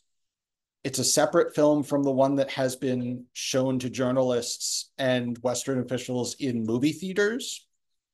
I haven't seen either of them. Why? Because as Ben said, it's barbarizing. What the hell do I need to radicalize myself? You know, sorry, I know the word radicalize has a double meaning here, and I would hope to radicalize towards socialism, but you know, if I watch trauma porn, I'm just going to hate people who did that to us. And I say us, both because I'm Jewish and because all video, all, what would you call it, reality video of this kind invites you to identify with the subject of the film. You could show me Palestinian trauma porn and I'd walk away identifying with the Palestinian victim. Then you can show me Israeli trauma porn. I'll walk away identifying with that person. I've picked up 2 more films worth of vicarious trauma that never happened to me. And have I produced any productive political force for progress in my own life? No, nothing. Stop watching trauma porn. Stop making trauma porn. Stop sharing trauma porn. You want to criticize like the conduct of the war and what it does to people? there's a ton of legal reports that you can share. Go ahead, Djene. Yeah. Yeah, I would just echo that point. I mean, on one hand, on some level, I think the trauma porn, at least to a certain degree, mattered in the sense that it was an unfiltered image of what was happening on the ground and served to destabilize an information flow that had previously been far more controlled, as it were. Like, many people grow up in the United States are reflexively pro-Israeli, and a lot of people have told me it's like, actually, I've read all these things, everything had been filtered through legacy media, but now I'm getting the unabridged sewer pipe of images of what's happening on the ground, which can't be denied, like the kind of civilized, the Israeli good, Palestinians bad civilizational discourse is unsustainable. But at some point, I think, as Eli points out, it just doesn't become helpful to you. I think, I mean, I don't watch any of this stuff. I've seen bad things. I can read things. I can infer things. I just don't need to see endless reams of children having their legs blown off, because yeah, like you say, after a while you're gonna your heart is gonna fill up with hate, and you're just not going to be able to think rationally. And if we have one luxury of like not living in the war zone, is that we can perhaps look at things more rationally. Like Benjamin said, people, you're not going to hold it against people living in a war zone, suffering in this war zone, behaving like cavemen.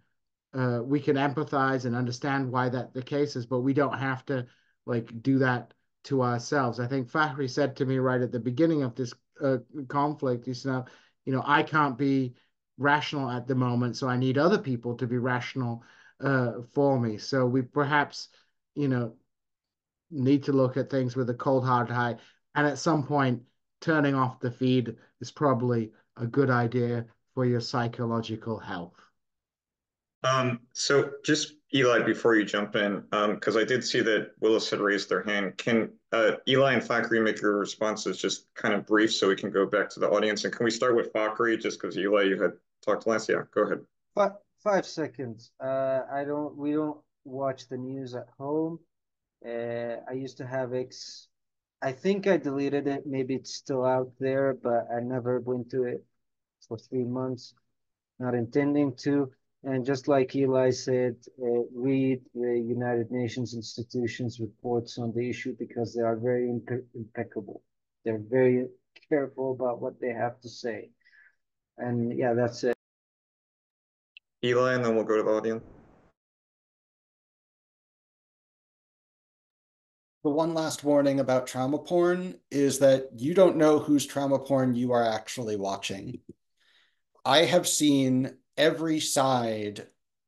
I have seen footage of every single side or faction or sect in the Middle East passed off as being each and every other one. I've seen victims of Israelis, that is, victims of IDF bombings, passed off as victims of Islamist groups. I have seen injured Israeli Jews passed off as Palestinians. I have seen Yemenis and Syrians passed off as Lebanese or Palestinian. It is a domain of propaganda. Assuming that you check, for the number of fingers, and each human being only has 4 fingers and a thumb on each hand, and there's no telltale signs of anything being AI generated or whatever someone in a basement can work up these days. Assuming all that, you still actually don't know. And so you are being invited to vicariously identify with the suffering of someone who you are only being told by essentially a post on the internet who that person is and what their political subjectivity is. And it may well be exactly the opposite of what you're being told. Because let's be frank, these propagandists will steal each other's photos and videos of wounded and dead human beings. So speaking of a conflict over skin color, there's your proof that it's not over skin color. We can steal each other's pictures and pretend they're ours. I just wanted to, oh, go ahead. Well, I guess I was going to ask, like I understand, the controversies of consuming trauma porn, but I guess the point was that the youth are the one making this, right? And they're the ones that are going to inherit, the current social conditions. They're the ones that are going to inherit this world. You were talking about, they've been barbarized. Is there opportunity for them to become politically organized in, the continue, like, after, inheriting this, horrible sort of like political trauma and destruction? Is there opportunity for them to become politically organized in any way, or is it going to become like a continual reconstruction of sort of like, because I don't know what the future is for the youth, Palestinians, is because I don't know, they don't necessarily have support from the West, from my understanding of forming, another state.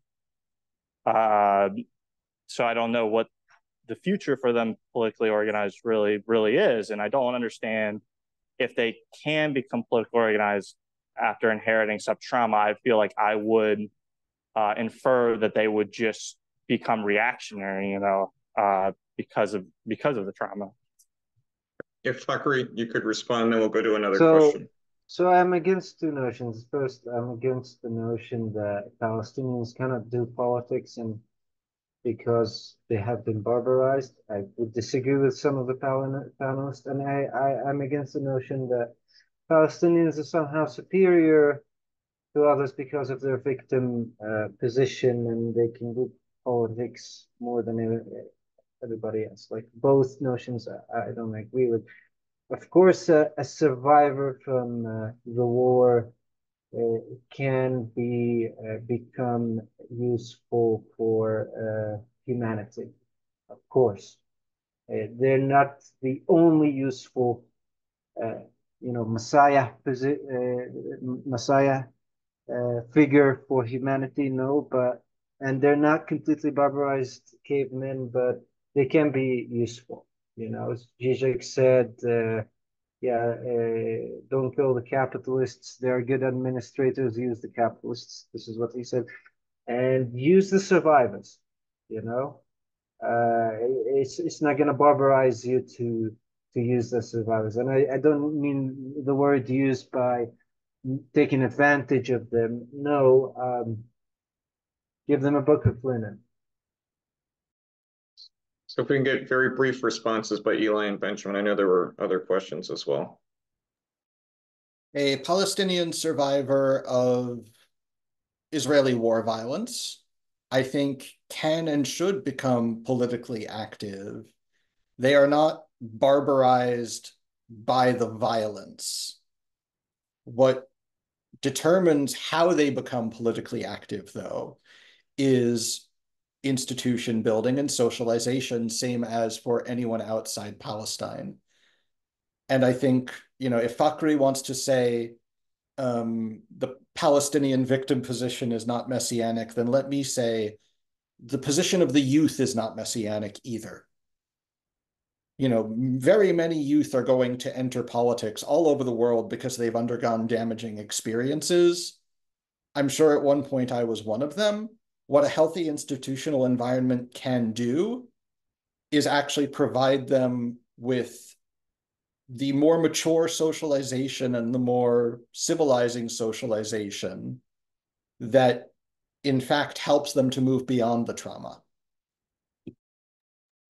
So I just want to very quickly emphasize here, I am not saying that once somebody has been bombed that they become irredeemable. Barbarization is not a process of becoming irredeemable. It's a process of having your institutions and associations and social structures destroyed and smashed with violence. So the way to treat barbarization in someone who's been subjected to it is to bring them into newer, better kinds of institutions, associations, and structures. That is a difficult process that requires institution building. It goes beyond giving someone a book or trying to have a conversation. And what I think a lot of us are doing is we are engaging in a kind of talk with people that operates under the assumption they have a set of background institutions that have been destroyed or are in the process of being destroyed. Those institutions might even broadly be conceived of the institutions of the post-war era, the institutions of the 20th century. And that's the sense in which I'm saying neoliberalism is a process of barbarization that requires new institution building, both at the level of society and at the level of the state. Thank you very much. Fakhry, can you be very brief, and then we'll go to Willis? Yeah, I'm not going to give anyone a book if there's no library. Of course, what I mean is within the realm and context of newer institutions. Willis? Yeah, so I guess, I mean, I have a lot of questions, I guess, but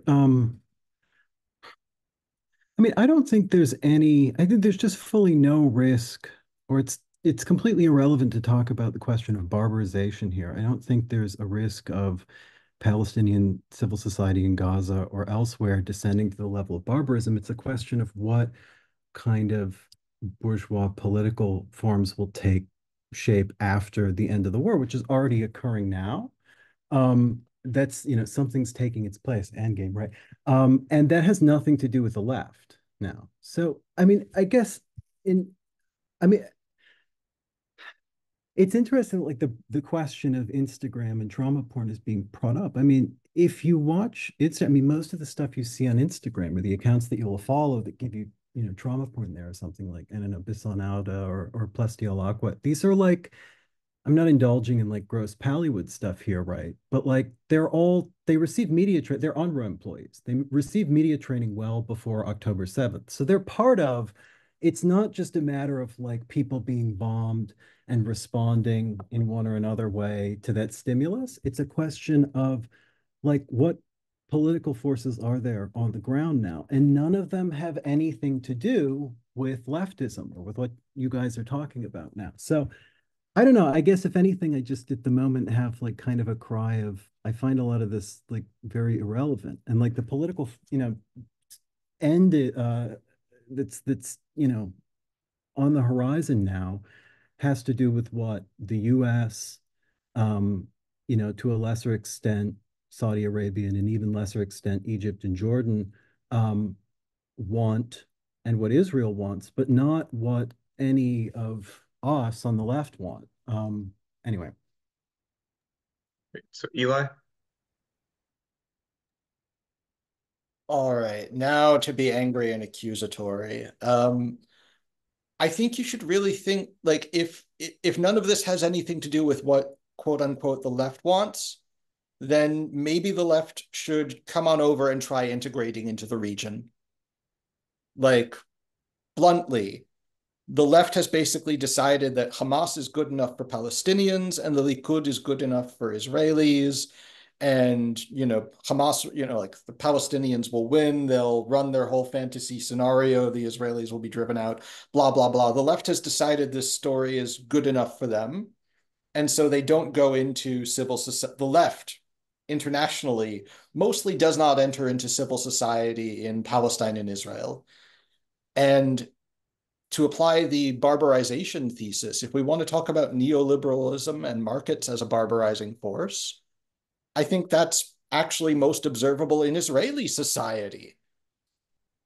You know, what used to be a society organized into parties and movements and unions, you know, at every level, vertically and horizontally, is now, you know, this society of crime families and gangs and whole cities controlled by these people. Like Fakhry's criticisms of the Palestinian bourgeoisie actually struck me as very true for the Israeli bourgeoisie. Like, you know, I'm sure Americans can think of the revulsion, at least left-wing Americans can think of the revulsion they feel towards Donald Trump for being, you know, just the worst excrescence of the ruling class. And I can't help but think of this when I look at who's running Israel these days. Well, as anyone in platypus affiliated society could tell you, what are these things symptoms of? Dissolution of civil society, okay, symptom of capitalism. No resistance to that except from the gangsterist far right. What's that a symptom of? The death of the left and the absence of a left. So, maybe like stop cheering from the sidelines, get into society in the region, and try actually engaging with people who need socializing institutions in order to act like human beings. Fakhry? The motivation ahead, behind Wills. the question, though, was largely from a perspective of spending a lot of my time talking with Israelis and Palestinians about this, and the degree to which left analytical categories are A, irrelevant to the conversation, and B, neither describe the subjectivity of anyone involved in the conflict, or does it present itself as especially helpful for understanding the future directions of the conflict. And so that's my sense is if you're saying, well, if the left wants, international left come integrate into the region, well, the people in the region just kind of look at you and are like, well, that's quaint. No, but I can imagine either Israeli or Palestinian friends. I don't really all of the people I know, both on either side of the social divide in that, are just utterly non-leftist. And they seem to be in touch with reality, know what's going on more or less. And the left doesn't. So anyway, I'll shut up.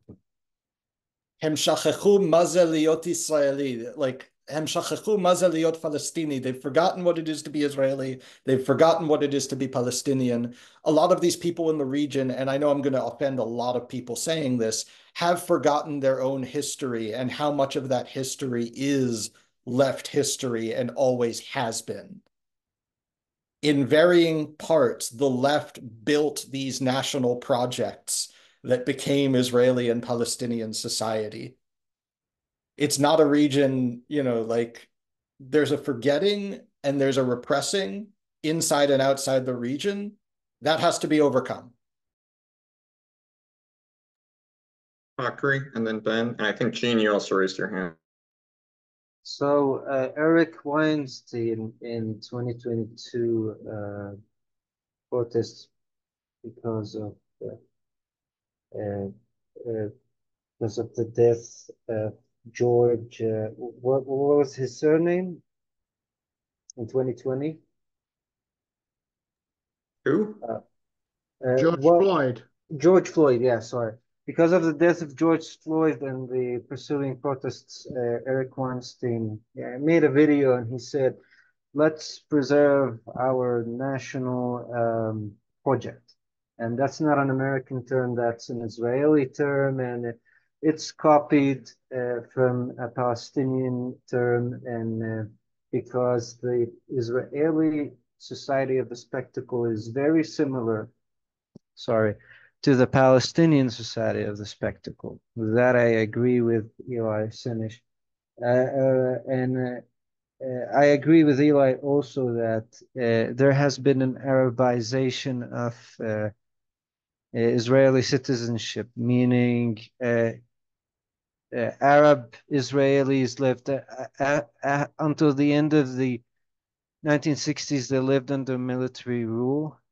Arabs within Israel, and then they had better opportunities after that, and then they learned to live just go to work, be a good citizen, and and don't talk too much.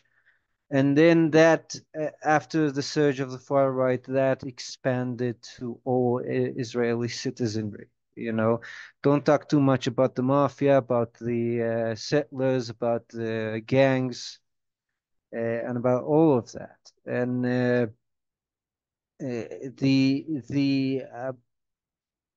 the settler community, and I'm not demonizing it, and I agree with Benjamin Studebaker not to demonize it, because there should be due process with the settlers the same way there should due process with Muslim Brotherhood, Islamists, and Hamas fighters also. They should be due process. We should not take people out of humanity because they are among a bad faction, and out of legal due process but in the same time, the settler community has eroded the Israeli project. Maybe it's a bug, not a feature, because state capitalism for Jews would eventually destroy itself. We don't know if that's for sure. Maybe it will survive under a militarized capitalist state, but civil society is going to be destroyed. It's already have destroyed much of itself. So this is the problem that we're facing right now, that you need to we need to get out of these identitarian categories and go to capitalist state and petite bourgeois categories. What is the capital? And the Trump Kushner plan is also an extension of that. Like, yeah, just go to work and shut up. Go to the new factories that we're going to build here and here for the Palestinians. Thanks for the factories, by the way, as a socialist, but go here and here and shut up. So it is about politics. It's not pre-political to talk about these issues. And is there any left there? Of course, it's not about whether there's left there. It's about whether there are possibilities for left there, whether in the Middle East or in the US. And this is why I ended up my passage, my remark, with not a grandiose ending, the building socialism, building the dictatorship of this proletariat. No, I said someone who know the exact missed historical corridors towards working class politics.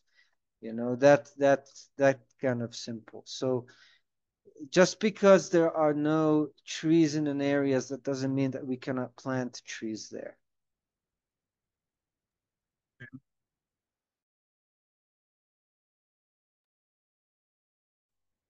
Yeah, so why am I talking about barbarism?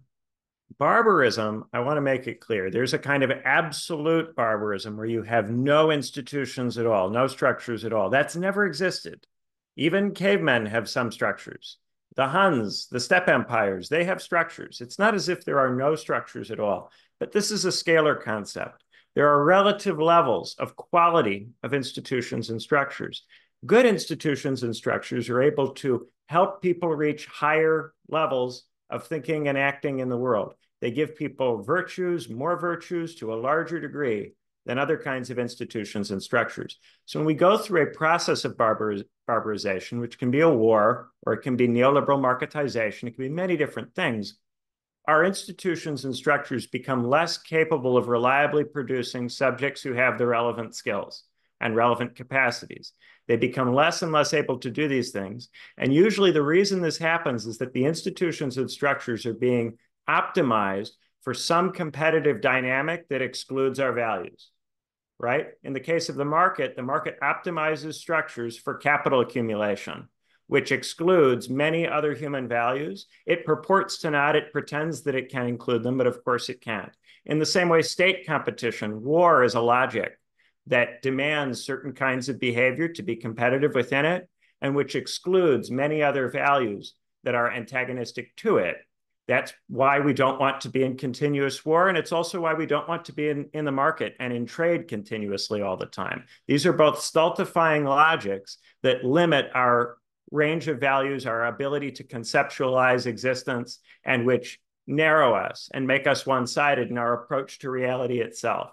So when we're talking about barbarization as something that is occurring in Israel and in Palestine, and in many other places besides, not just these places, we're talking about a process whereby fewer and fewer subjects have the necessary capacities to engage in left-wing activity, whether we're talking about revolution, reform, any kind of left-wing activity in a way that is genuinely constructive, in a way that genuinely has potential.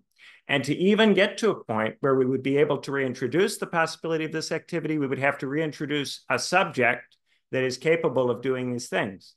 Now, of course, all possibilities in subjects developed out of subjects that were originally barbarized, because with bad, weak institutions and structures, you have a high level of barbarization relative to what we are meant to have in modernity. So, of course, it's possible over time to create possibilities out of people who have been barbarized. But this is a very difficult thing to do. It is not simple. And I think a lot of people are operating in a kind of transhistorical way where they think that there's a subject from the 19th century or the 20th century that exists in every kind of capitalism that can exist, in every kind of modernity that can exist, and which necessarily has certain potentialities. And the thing that neoliberalism forces us, I think, to confront is that that is not true. We have debilitated subjects, and therefore we don't see any left-wing activity or behavior, even in circumstances that our theory would suggest objectively calls for that behavior. The reason that we don't see left-wing activity and behavior in situations that seem to demand it is that those situations are not compatible with the kind of subject capable of engaging in that behavior. So to even begin to get the left involved, there's a need to reconstruct the subject. And that means thinking about subject formation, and not simply something like elite reproduction, but subject formation at every point in the structure. I saw another hand, Itzy, if you still had a question. I just wanted to check. Yeah. Oh, yeah, I guess to put the question of the left back on the table, I think it was Djene who said that this ultimately has nothing to do with the left, and that this will go on whatever the left wishes to happen. And I think that's true. And I guess the question of organizing the Israeli and the Palestinian working class, I haven't heard that been put on the table here. But I also came in late, so maybe I'm wrong. And what that would look like. And also, I think Eli said that Trump represents the worst excrescence of the ruling class. I'm not really sure that's true for the working class that is voting for him now and is going to vote for him. So we have kind of two questions there. One about organizing the Israeli and Palestinians. We touched on that a little bit. And then also this question about Trump. And I think that was related to Eli, your earlier points about how Israel is run right now. So maybe you guys wanted to comment on that. And that probably everybody should give kind of closing remarks and we can close out right there. So, feel free to open it up. Yeah. Okay. So yeah, okay. I mean, it depends about what left we're talking about at the end of the day. I mean, if we're talking about the left in the United States, what does the left in the United States have to do with organizing the Israeli working class and the Palestinian working class? It can't even organize its own working class, right? So it should probably direct much of its focus towards building those institutions Benjamin talks about. This is not to say that there's no relevance of the Israel-Palestine question per se. I think, pushing for policies of disengaging, not selling the weapons to the to the Israelis, etc., that's all, a legitimate axis of politics. Although there's not necessarily anything particularly leftist about wanting to disengage and not arm Israel. You can do that from a right-wing perspective. You could do it on the grounds that you don't want, quote unquote, Israeli interference in the American political process. But by and large, that would be something I'd support. But, this may sound a bit strange, but for a certain degree, I think for the American left, it is a distraction from the more difficult tasks of going out to working class neighborhoods in your communities and trying to rebuild left-wing institutions. As for the possibility of organizing the Israeli and Palestinian working classes, well, there are historical precedents to that. Throughout the mandatory period, you had various socialist organizations that brought together both both Jews, Jewish Palestinians as they were then, and non-Jewish Palestinians as they were then. Now, of course, these institutions were to a certain extent crushed and overwhelmed by the sectarian institutions created not only by the Zionist movement, but also by British imperialism, which institutionalized these kind of sectarian differences within the society. But there are historical precedents for this. There were, for example, Jewish and Palestinian fighters who went to go participate in the Spanish Civil War. The overwhelming problem that I think exists today is that especially over the last 20 years, the avenues for Israeli and Palestinian workers to get to know each other, to form the social bonds that to a certain extent are the preconditions for building kind of cross community solidarity, those are increasingly foreclosed.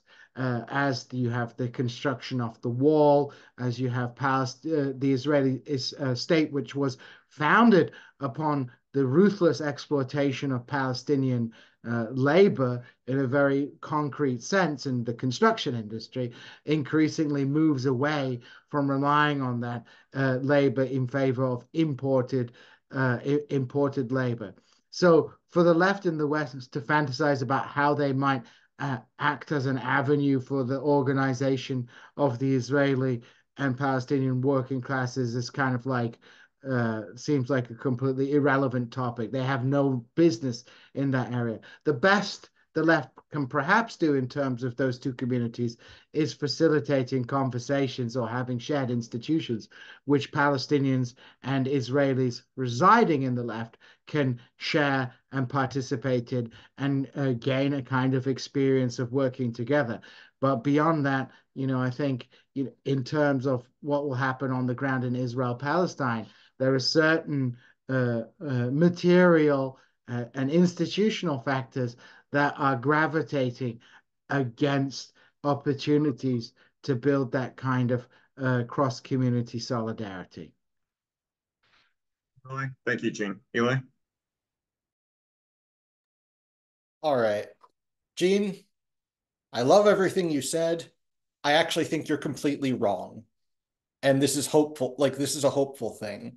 So I actually want to clarify that when I am criticizing, ranting against, defaming all of these sort of Stalinist parties and this sort of Stalinist pro-Palestinism or Stalinist pan-Arabism, I'm actually often targeting the Israeli left for my criticism. So there is such a thing as an Israeli socialist, even Marxist left. It starts somewhere around the Hadash party, which sits in the Knesset and at least claims to be socialist, but seems to be, on the reformist to social democratic side. Maybe you would consider Hadash the equivalent of the DSA, except that this would be a version of the DSA that supported Bashar al-Assad in the Arab Spring. And so there was a split from it, which was anti-Assad. And I mention this because between their question of being pro or anti-Assad, they both actually share certain positions that they will tell you if you try to join the party, which I did, which is that after the revolution, glory, glory, comrades, one of our ways of establishing socialism is that we're going to ban people from speaking Hebrew. And you can always dig down into party platforms and entry interviews and find this stuff where essentially the Israeli left is tailing what is modeled for it as an authentic radical socialist Marxist left by the Europeans and the Americans, because Israeli leftists, I'll give the mild version of this criticism and say that they have the kind of cultural cringe which is found in many small and underpopulated countries. They look to larger, more developed regions to tell them how to act and how to think and how to conduct themselves in order to be authentically, left wing. And so I do actually think, if the Western left in America and Europe could stop modeling, we'll have a revolution and Assad will take power and will stop everyone speaking Hebrew and control their private cultural conduct in civil society in order to, wipe out this this Jewish sectarianism and achieve the true secular pan-Arabism, all of this nonsense. Like, we all agree that it's nonsense, but what I'm saying is, if we could stop modeling nonsense for the people and the parties and the organizations who are on the ground, they might stop imitating nonsense. And then there might be more of an opportunity to build an institution on the ground that confronts the situation as it really is, instead of essentially LARPing a LARP. Thank you, Ben, and then Fakhry. Yeah, so I think some people in the comments have, and the audience, have been frustrated by the degree to which we've not been concrete about what's going on right now. I think that is something that tends to frustrate people when we have a theoretical conversation about an ongoing war. I think that the theoretical conversation is important, but I will try in the closing remarks to say a few things that are more concrete for the benefit of those who feel that that is really necessary in this moment. I think that what's going on right now is that there is a real serious possibility of ethnic cleansing, if not a possibility, then the fact of it, in the Gaza Strip, that we've reached a point where things are barbarized so much that an attempt is being made at ethnic cleansing. Now, that attempt at ethnic cleansing can only succeed if the Palestinians leave the Gaza Strip. So the way to prevent the ethnic cleansing from taking place is to prevent the Palestinians from leaving. And the way to do that is to demand that the Egyptian president, Sisi, not open the border and let the Palestinians into a concentration camp for their distribution into the West. There is a significant amount of demand that is coming from Western voices, some Israeli voices, on Sisi to do that. Sisi has to be concerned about what Egyptians think about that, and he will have a hard time knowing what they think because he represses their society so much that they're not free to express themselves. And we'll have a hard time figuring out what they think because A, we don't read Arabic, most of us, and B, what's written in Arabic in Egypt does not necessarily reflect what's really going on in people's minds. So we, sitting here, have very little ability to influence the decision that Sisi will make about whether or not to open the border. And if Sisi doesn't open the border, then the only way Israel can continue with this is to commit genocide. I do not think that the other states of the world will permit Israel to do that. Those who might think that maybe they will, I hope very much that they are wrong. But I think that right now, as long as Egypt holds the line and doesn't open that border, the ethnic cleansing can be prevented. But that's really what it comes down to, and it's really a question about Egypt. And I wish that I was an Egypt expert so that I could tell you something about what might happen. But what I fear is that even the Egypt experts don't really know, that nobody really knows, because nobody really has sufficient access to the consciousness of Egyptian society, such as it is. But that is the question going forward as far as I'm concerned. Thank you, Fakhry. Yeah, which question should I answer? Because there have been some time since the question was asked. Yeah, I think that the first question, and also it's, if you wanted to come off screen and say it again, but basically it was about organizing the Israeli and Palestinian working class. They'd also asked this other question about Trump as like a representative of the ruling class. So it was kind of off of Eli's point about, the Israeli political system. But Can yeah, I actually clarify the second question a little bit? The reason I brought up the comment about Trump is that Trump as a phenomenon, mobilizing a sector of the working class, in some ways represents the possibility of mass politics in the West.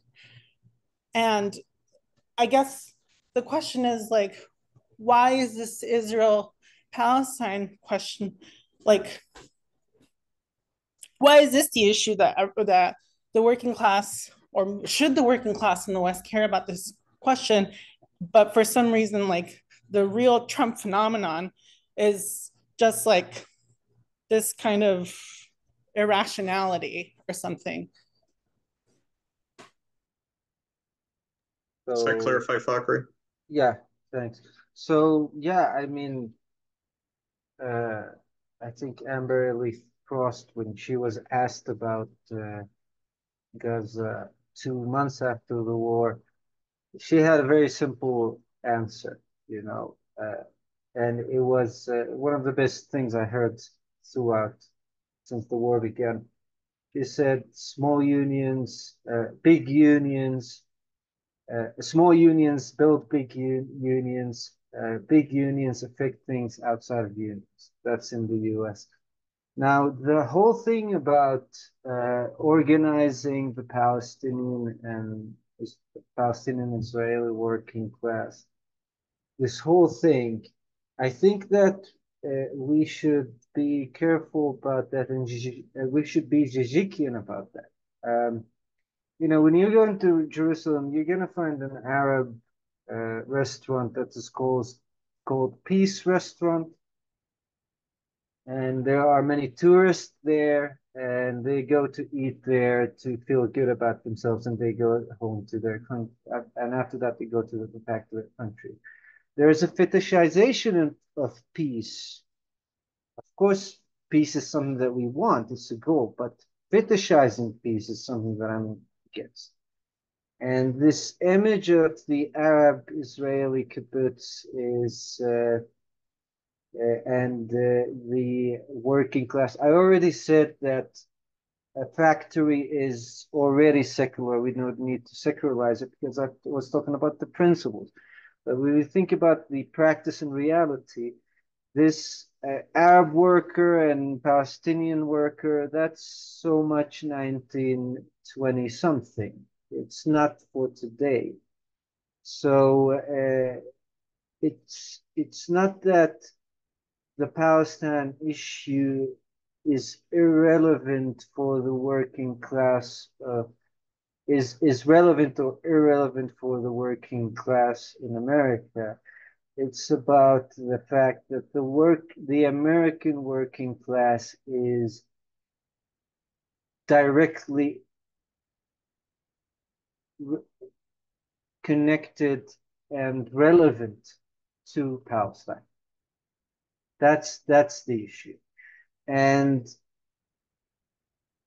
there's a joke in Arab countries, which is whenever it's November and it's the US election, it's also the election of the president of the Arabs.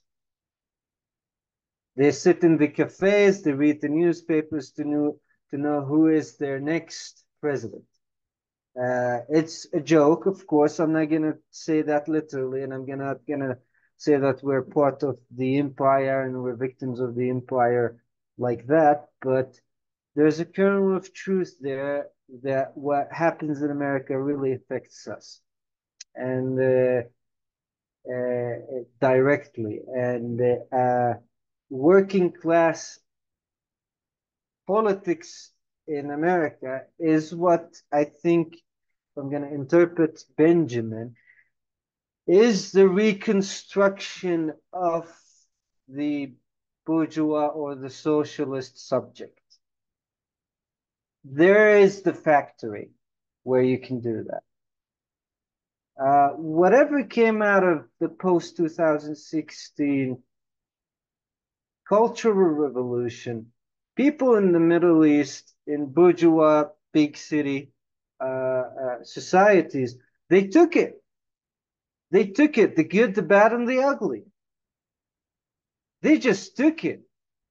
Of course, Islamists and Orthodox Jews, they didn't take it, of course. But people who are city dwellers, secular, they took it. So whatever you do in America, if it's pathological and it's capitalist pathology, people are going to take it. Are they going to be pathological the same way? You know, we're not imitating the next thing in Shanghai. We're imitating the next thing in the US. Very much. Please give a round of applause, whether maybe in reaction on Zoom or whatever, to our panelists. I mean, this was really wonderful. Great discussion. I think I'll probably end it there, at least.